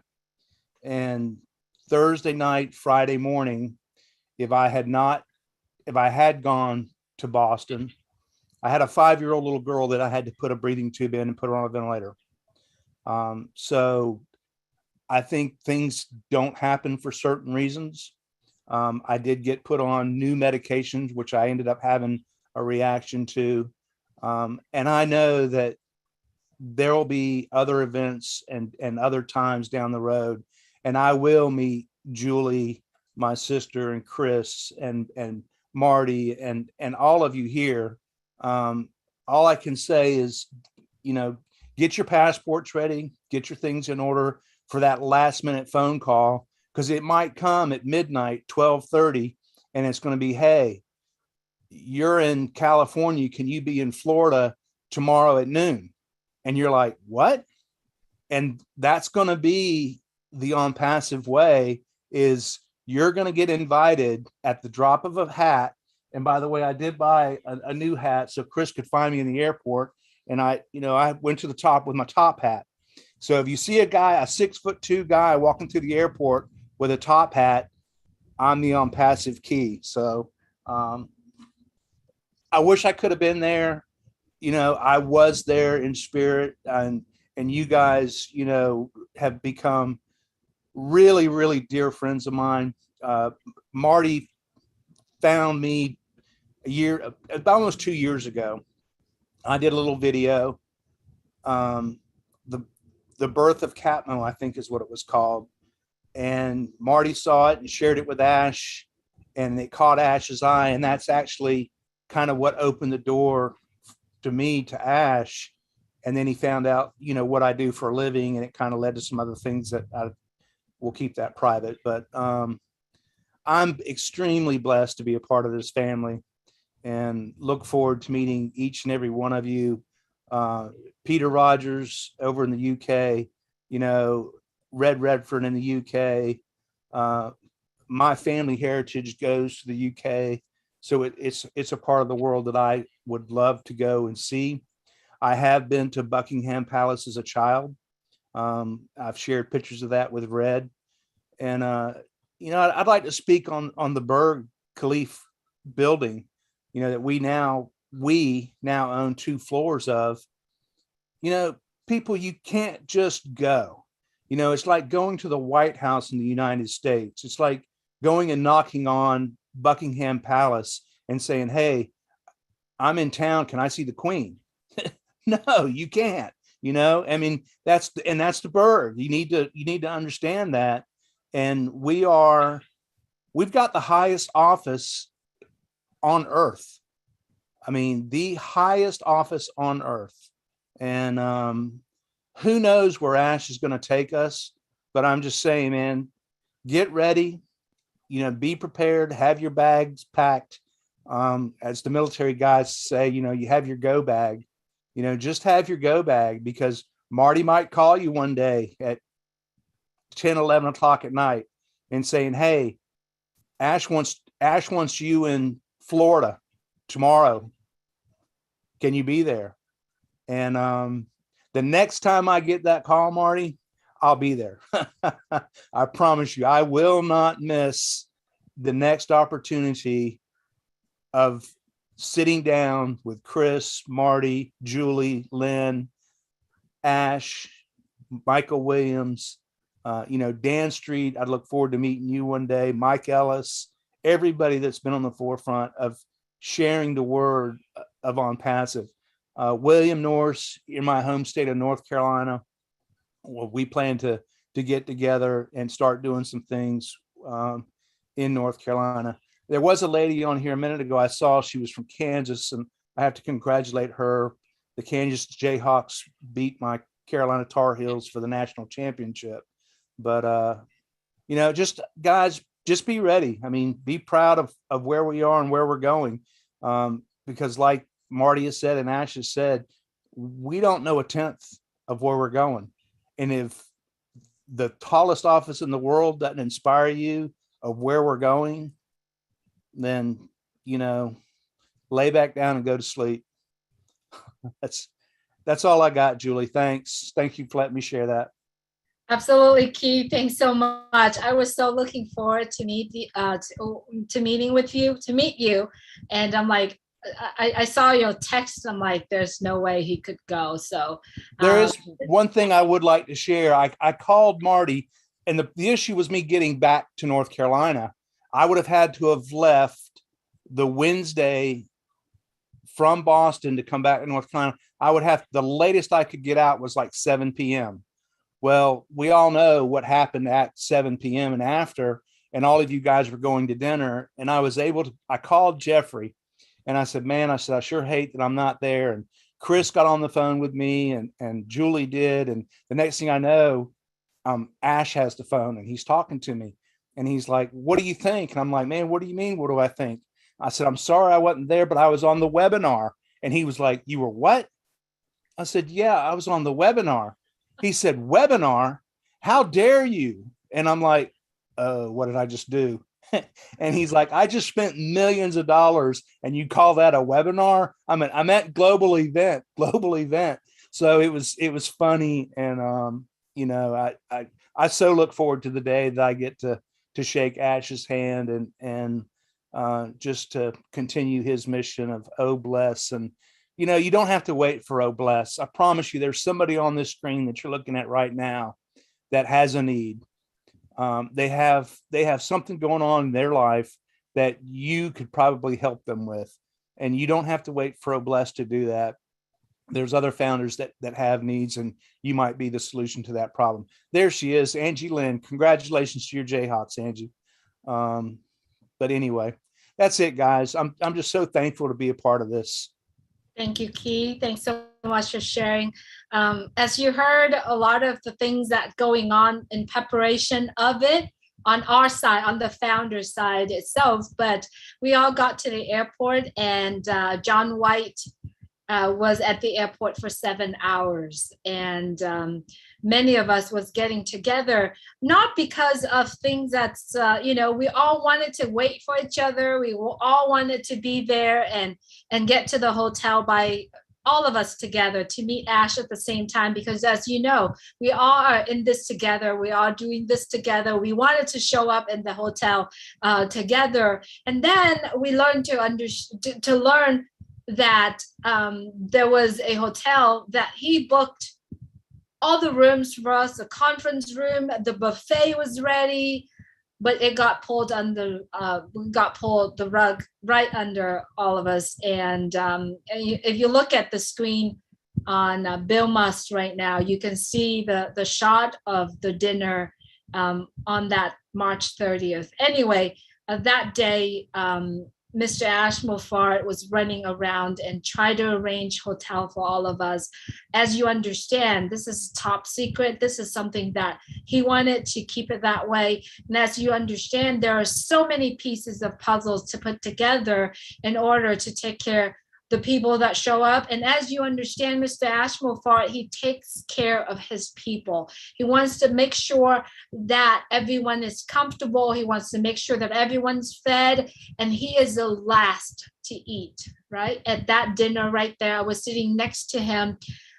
He was the last one that was eating. And you know what?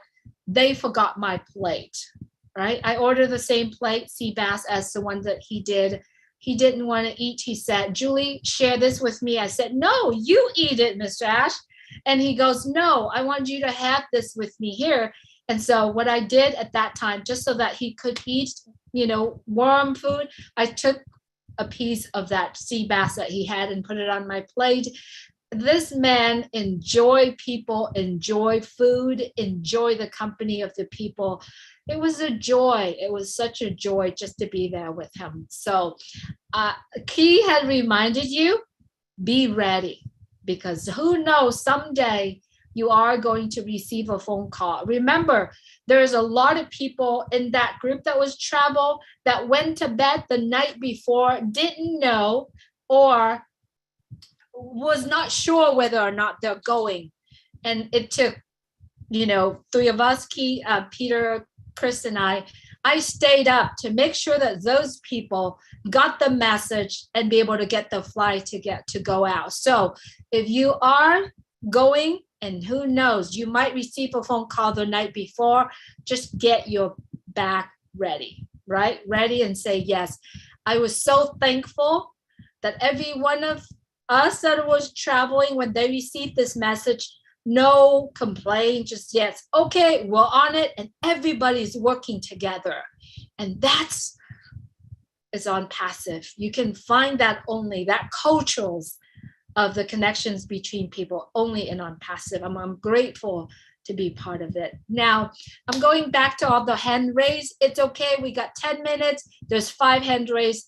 Take your time, about 2 minutes if you could. Bruce, if I could, I'd like to hear from you, Bruce. Certainly, Julie. Violet, you reminded me of when I saw a guy on the road with a sign, and his sign didn't say we'll work for food. He said on the sign, to be honest, I need a drink. So I had to laugh, and I gave him some money because he was just honest. But, that just makes you laugh. But the whole thing about what Ash had talked about was something I live for, about the kindness that you can give to other people. Because what happens when you give kindness, you give joy to somebody. You acknowledge them as a person. I don't walk well, and I would go into my physical therapy, and somebody used to open the door and go out of their way to do that. And I said, thank you very much. And they would always say, take your time. And because I love to have people laugh, I would just say back to them, I have no choice. And it just lifted their spirit.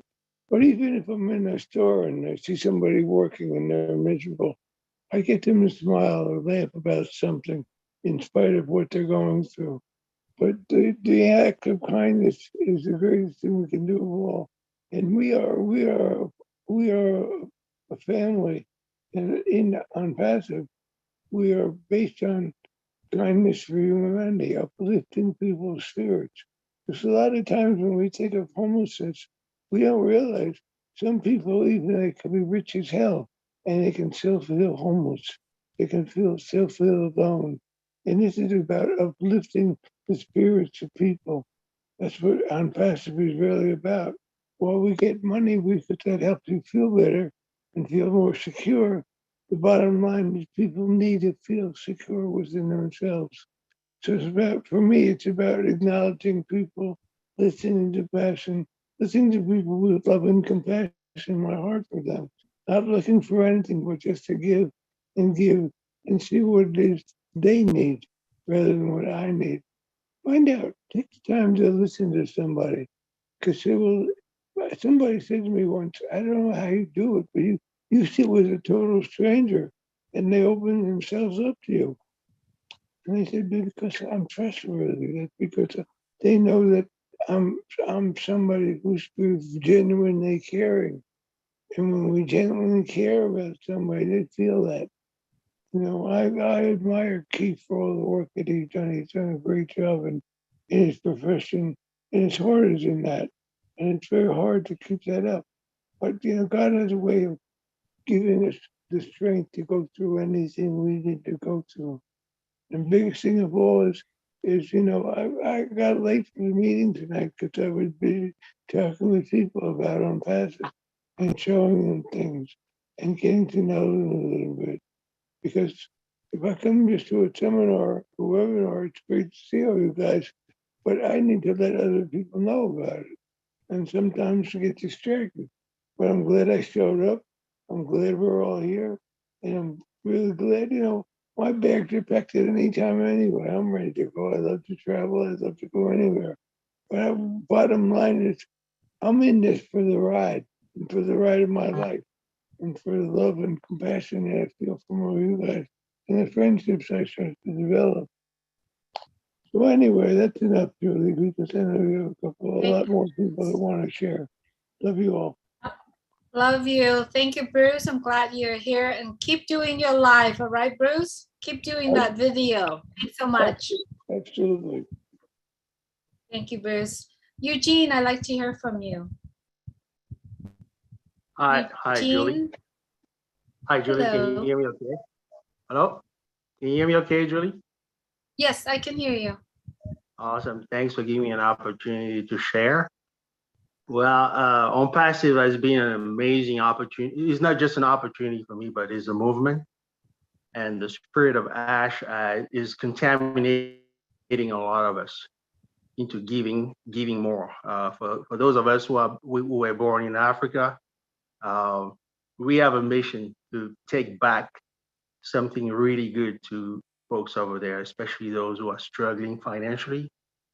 So we are all vested with a new mission.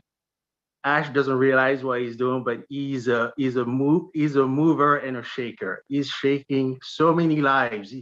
He's reshaping a lot of goals and ambitions. But the thing about it is, becoming a giver, I think a lot of us are going to become bigger giver. I'll give you an example. Every day I get to go to the bank. I go to a grocery store, just giving a smile and asking to the bank teller, how are you today? That's a form of giving. It may not be monetary, but some people are so mechanical, they just want their money and out of the bank, or they go to the grocery store, they pay and they're out of the store. But when you care about those individuals, you show them a smile, you're already giving a beacon of hope, because I consider that a smile is like a beacon of hope. You don't know how the people feel when you meet them at that moment. And I tend to always look at life as a test. Every single day that God is giving us a day to live on this earth, we are tested, and we reap what we sow. If you sow goodness toward people, you give them of your time, of your money, of your attention, you're gonna reap the same thing. The same thing, if you give bad, you're gonna reap the bad stuff as well. But think about all the people who do the paid forward at Starbucks or any coffee. They pay for your coffee and the next person pays for the other coffee. That's what I'm talking about. When you give, that can have a really rippling effect on so many other people. It doesn't always happen that way, but at least you can create a movement. And that's what On Passive is all about here. It's going to create such a rippling effect of giving around the world that, I mean, the name of Ash will be remembered forever on this earth. And I'm so excited to be part of this. That's why I started a nonprofit organization to help some of those 30 million kids that are homeless in Africa and around the world, for that matter. But anyway, giving is super important because I want to reap good. So I always want to make sure that I sow good. That's what I had to share.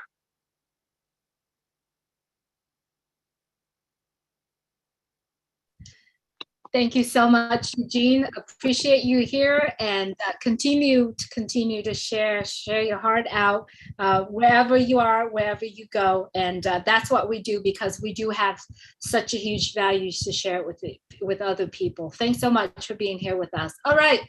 Thank you. Rob, the other half of Lynn Nakamoto.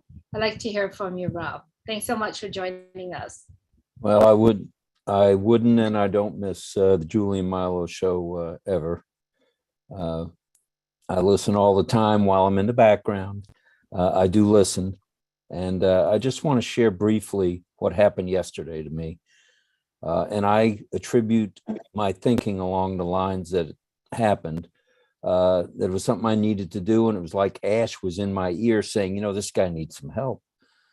So I was at the base picking up some things at MacDill Air Force Base, and there was a fellow in a wheelchair, and he was trying to get to the bathroom, and his wife was pushing him, and she says, well, I can't go in there, and I can't take him in the ladies' room. I said, well, I'll help him. And in years gone by, I might have walked by, just like 10 people did yesterday. I watched people in uniform walk by this retired guy. At any rate, turns out he has Parkinson's, and he's bound to a wheelchair and can't walk. So we backed into the bathroom. And fortunately, I was able to stand him up, and he was able to do whatever he had to do. And we backed out of the bathroom. The point being, the feeling I got, the smiles that I got from both the wife and the husband were worth $1 million. And I would do that again and again and again. And I really attribute a lot of my thinking these days along those lines to Ash, to Marty, to Chris, and to everybody that shows their hearts, including Lynn Nakamoto. So thank you. I hope I didn't bore everybody with that. Rob, you're amazing. Thank you so much. And thank you for sharing Lynn Nakamoto with us. And I know Mr. Ash Muffard, on the day of the mega event, he did thank his family, especially his lovely wife and his 2 sons. You know, the sacrifice that the family members have made for all the people that being here. Think about Don DeGamo, think about Jane Redfern, think about, you know, Chris's daughter, think about, I mean, I have to say thank you for my daughters as well, right? For every single one of us who are on webinar, and then our family members or wives or partners or sisters or daughters or sons are there supporting and a sacrifice from the families. And I wanted to say, Rob, thank you for sharing Lynn Nakamoto with us.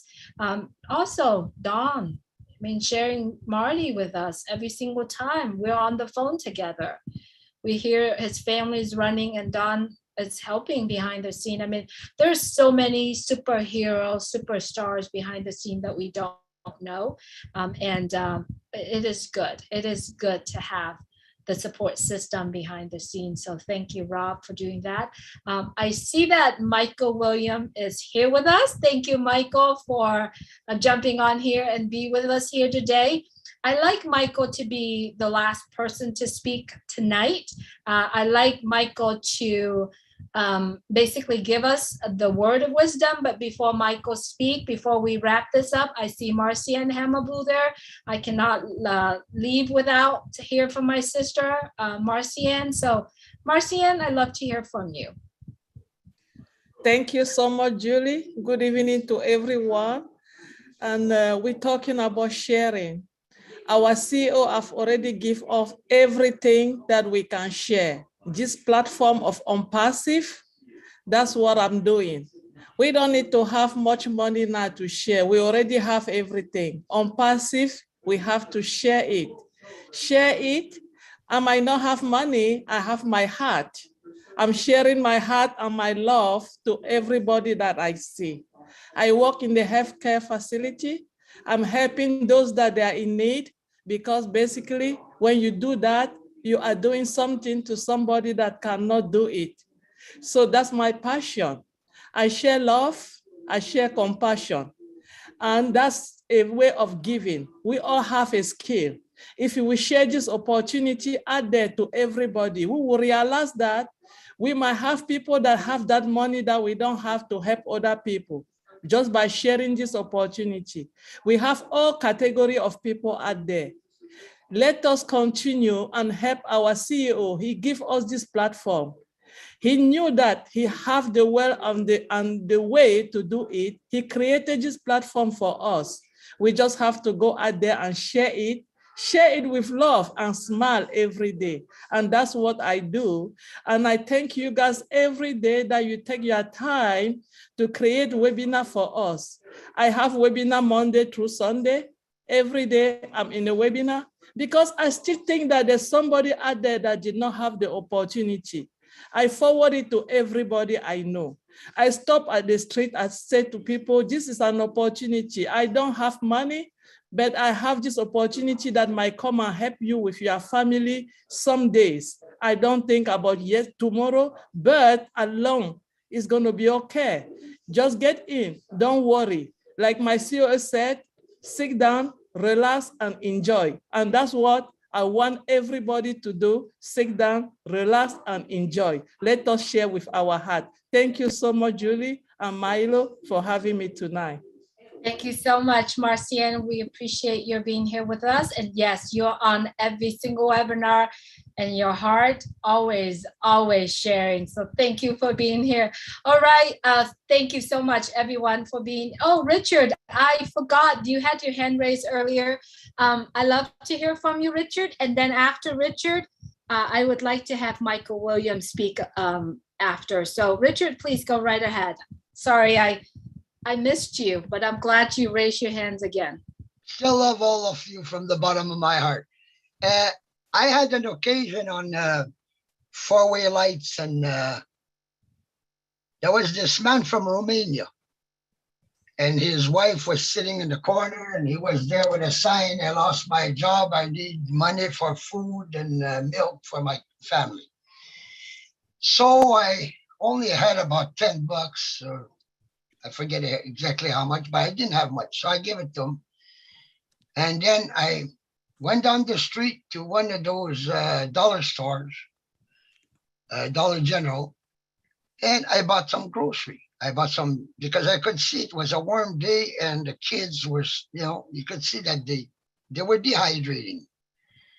So I went and got juices and some of those cheese and crackers and cakes and all kinds of stuff for them, and I brought it over.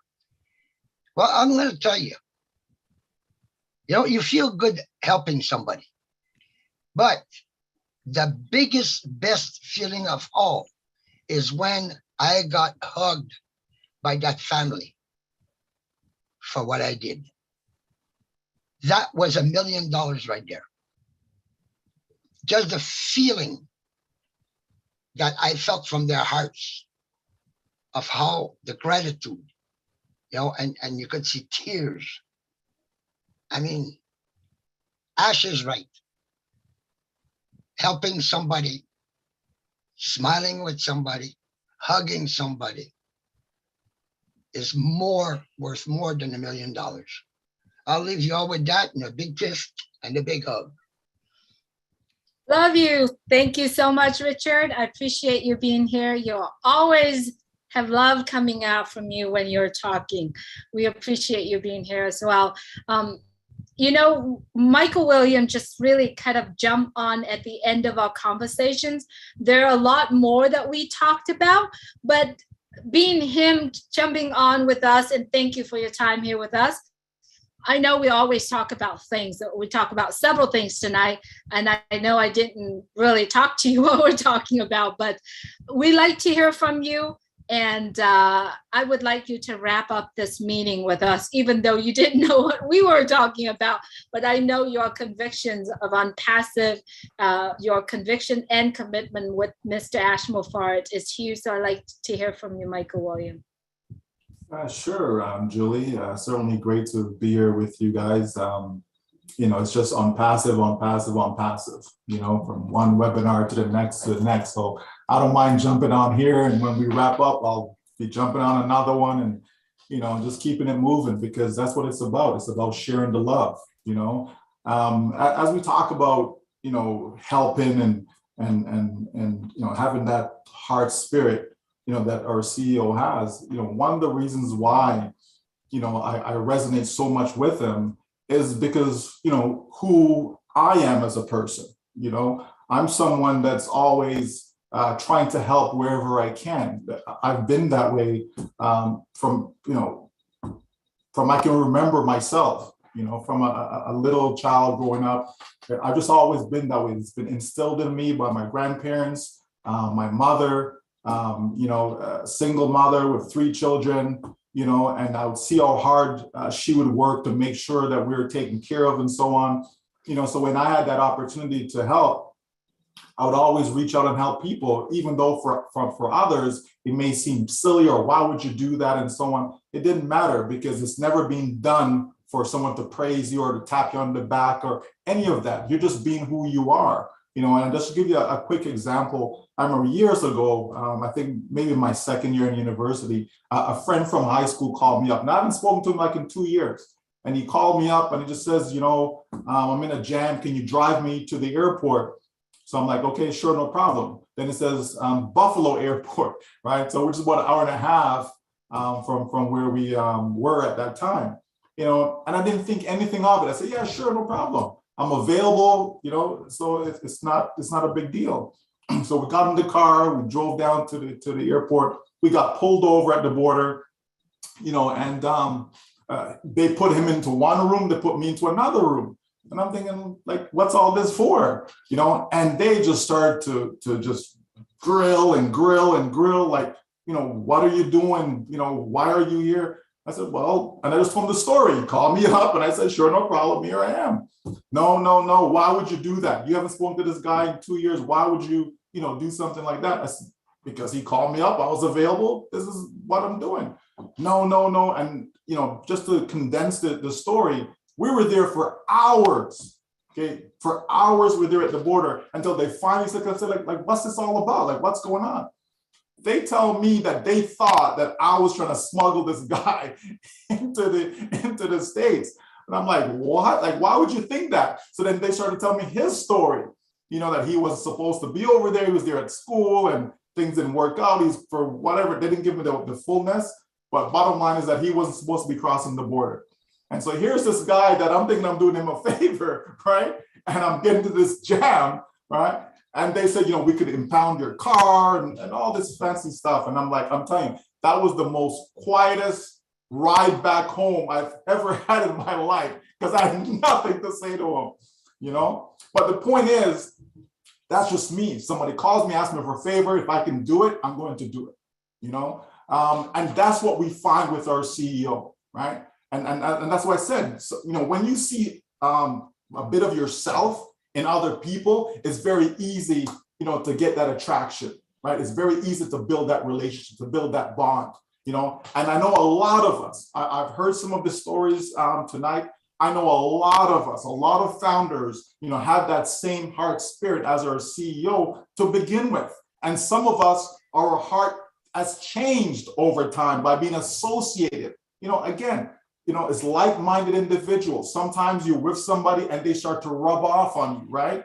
And that's what we're seeing happening in On Passive. It's just a compounding effect.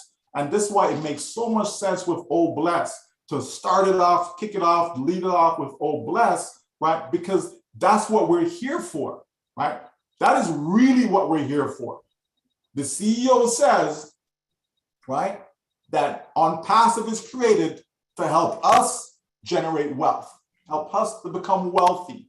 But why? What's the purpose of the wealth? It's not just for us to keep it to ourselves, right? It's to help ourselves, help our family, and the excess, because there will be excess, but to use the excess to bless the lives of others, right? Whether it's your favorite charity, whether it's cancer research, whether it's sickle cell, whatever the case may be, whether it's helping the Boy Scout, Girl Scout, your local community foundation, whatever the case may be, right? It's to do that. And that's why he wants to help us to become wealthy. And that is just beautiful, folks, when you think about it, right? He doesn't need us per se, right? He could have just says, you know what? I'm just going to go build this business like a traditional business, what everybody else does, and they keep it to themselves, right? And, I will go out there and I will, donate to this one and donate to that cause and I will do it all myself. And he says, no, he wants to empower people. He wants us to be the heroes, right? He wants us to get the praise. Oh my gosh, thank you so much. And they can put up a plaque, of your name, not On Passive, not Ash Mafara, but your name can go up in that hospital that you've helped, you've contributed towards, right? Just think about all of that, folks. So many people are selfish in nature, right? They keep things to themselves. They never want to share. And here's this man, a stranger, mind you, total stranger, and look what he wants to do. He wants to be able to help us bless the lives of other people, right? Think about it. Such a noble cause, right? And that's what it's all about. That's what Unpassive is about, folks. It's about us being able to be in a position to be able to bless the lives of others, right? And this is why I love this business so, so much. You have no idea, right? Again, because I may not show it, I may not show it, but trust me, right?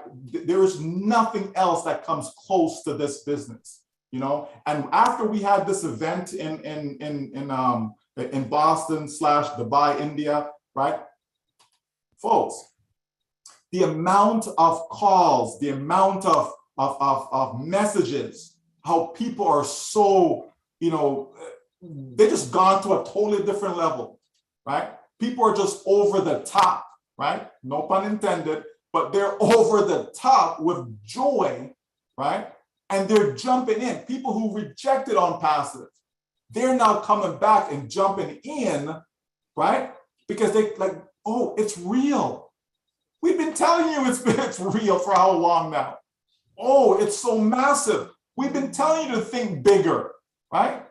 Oh my gosh, that old blessed video, right? Look what the company, we've been telling you all about this, right? That this is what this company stands for. No other company in history has done what this company has done to date without even launching. Can you imagine once we launch? Can you imagine when every single one of us start to be able to touch lives directly? Because right now, indirectly, we are touching lives. When we're inviting others to come into Unpassive, we are touching their lives. Their lives will be changed for the better, for generations to come. That's what we're doing. But can you imagine now, when those apples, as we like to call it, start to come in, and now we have the ability to directly impact somebody's life forever, be able to take somebody off the street, be able to put food on somebody's table, right? And not just do that, but also teach them, right, how to be able to take care of themselves. Can you imagine, right, the feeling? Richard, you talk about getting that hug. Can you imagine the amount of hugs you're going to be getting? You understand?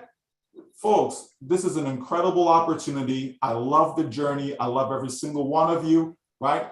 I can't wait for us to have that mega event, right, where it's not just 20, 25, but to have thousands of people coming together, right? We're going to be shaking up wherever that location is going to be.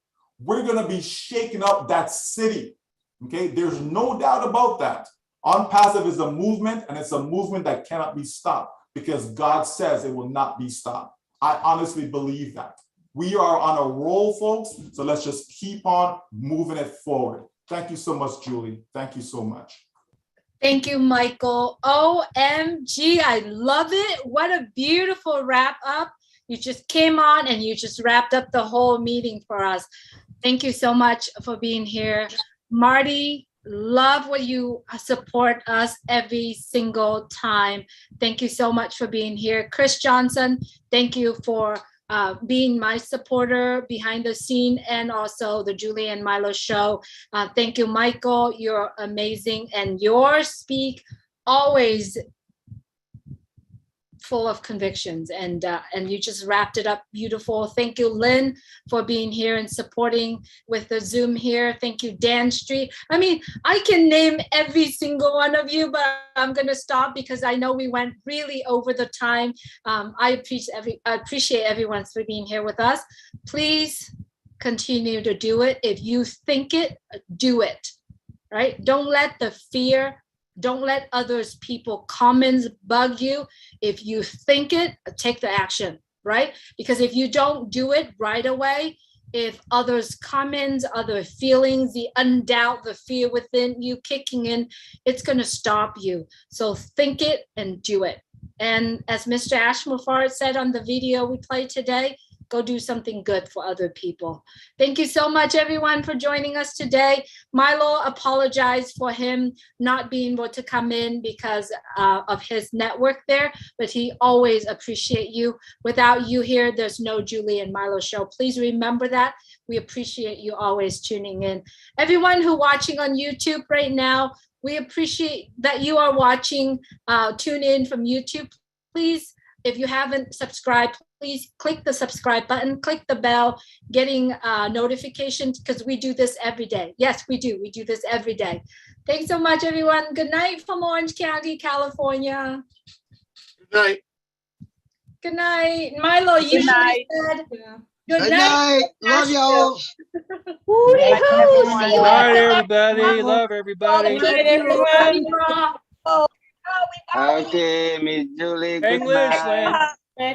See you at the From top. Maryland. Night, Thank you. everybody. Good night, everybody. See you guys Good later. night. See you soon. My daughter's calling.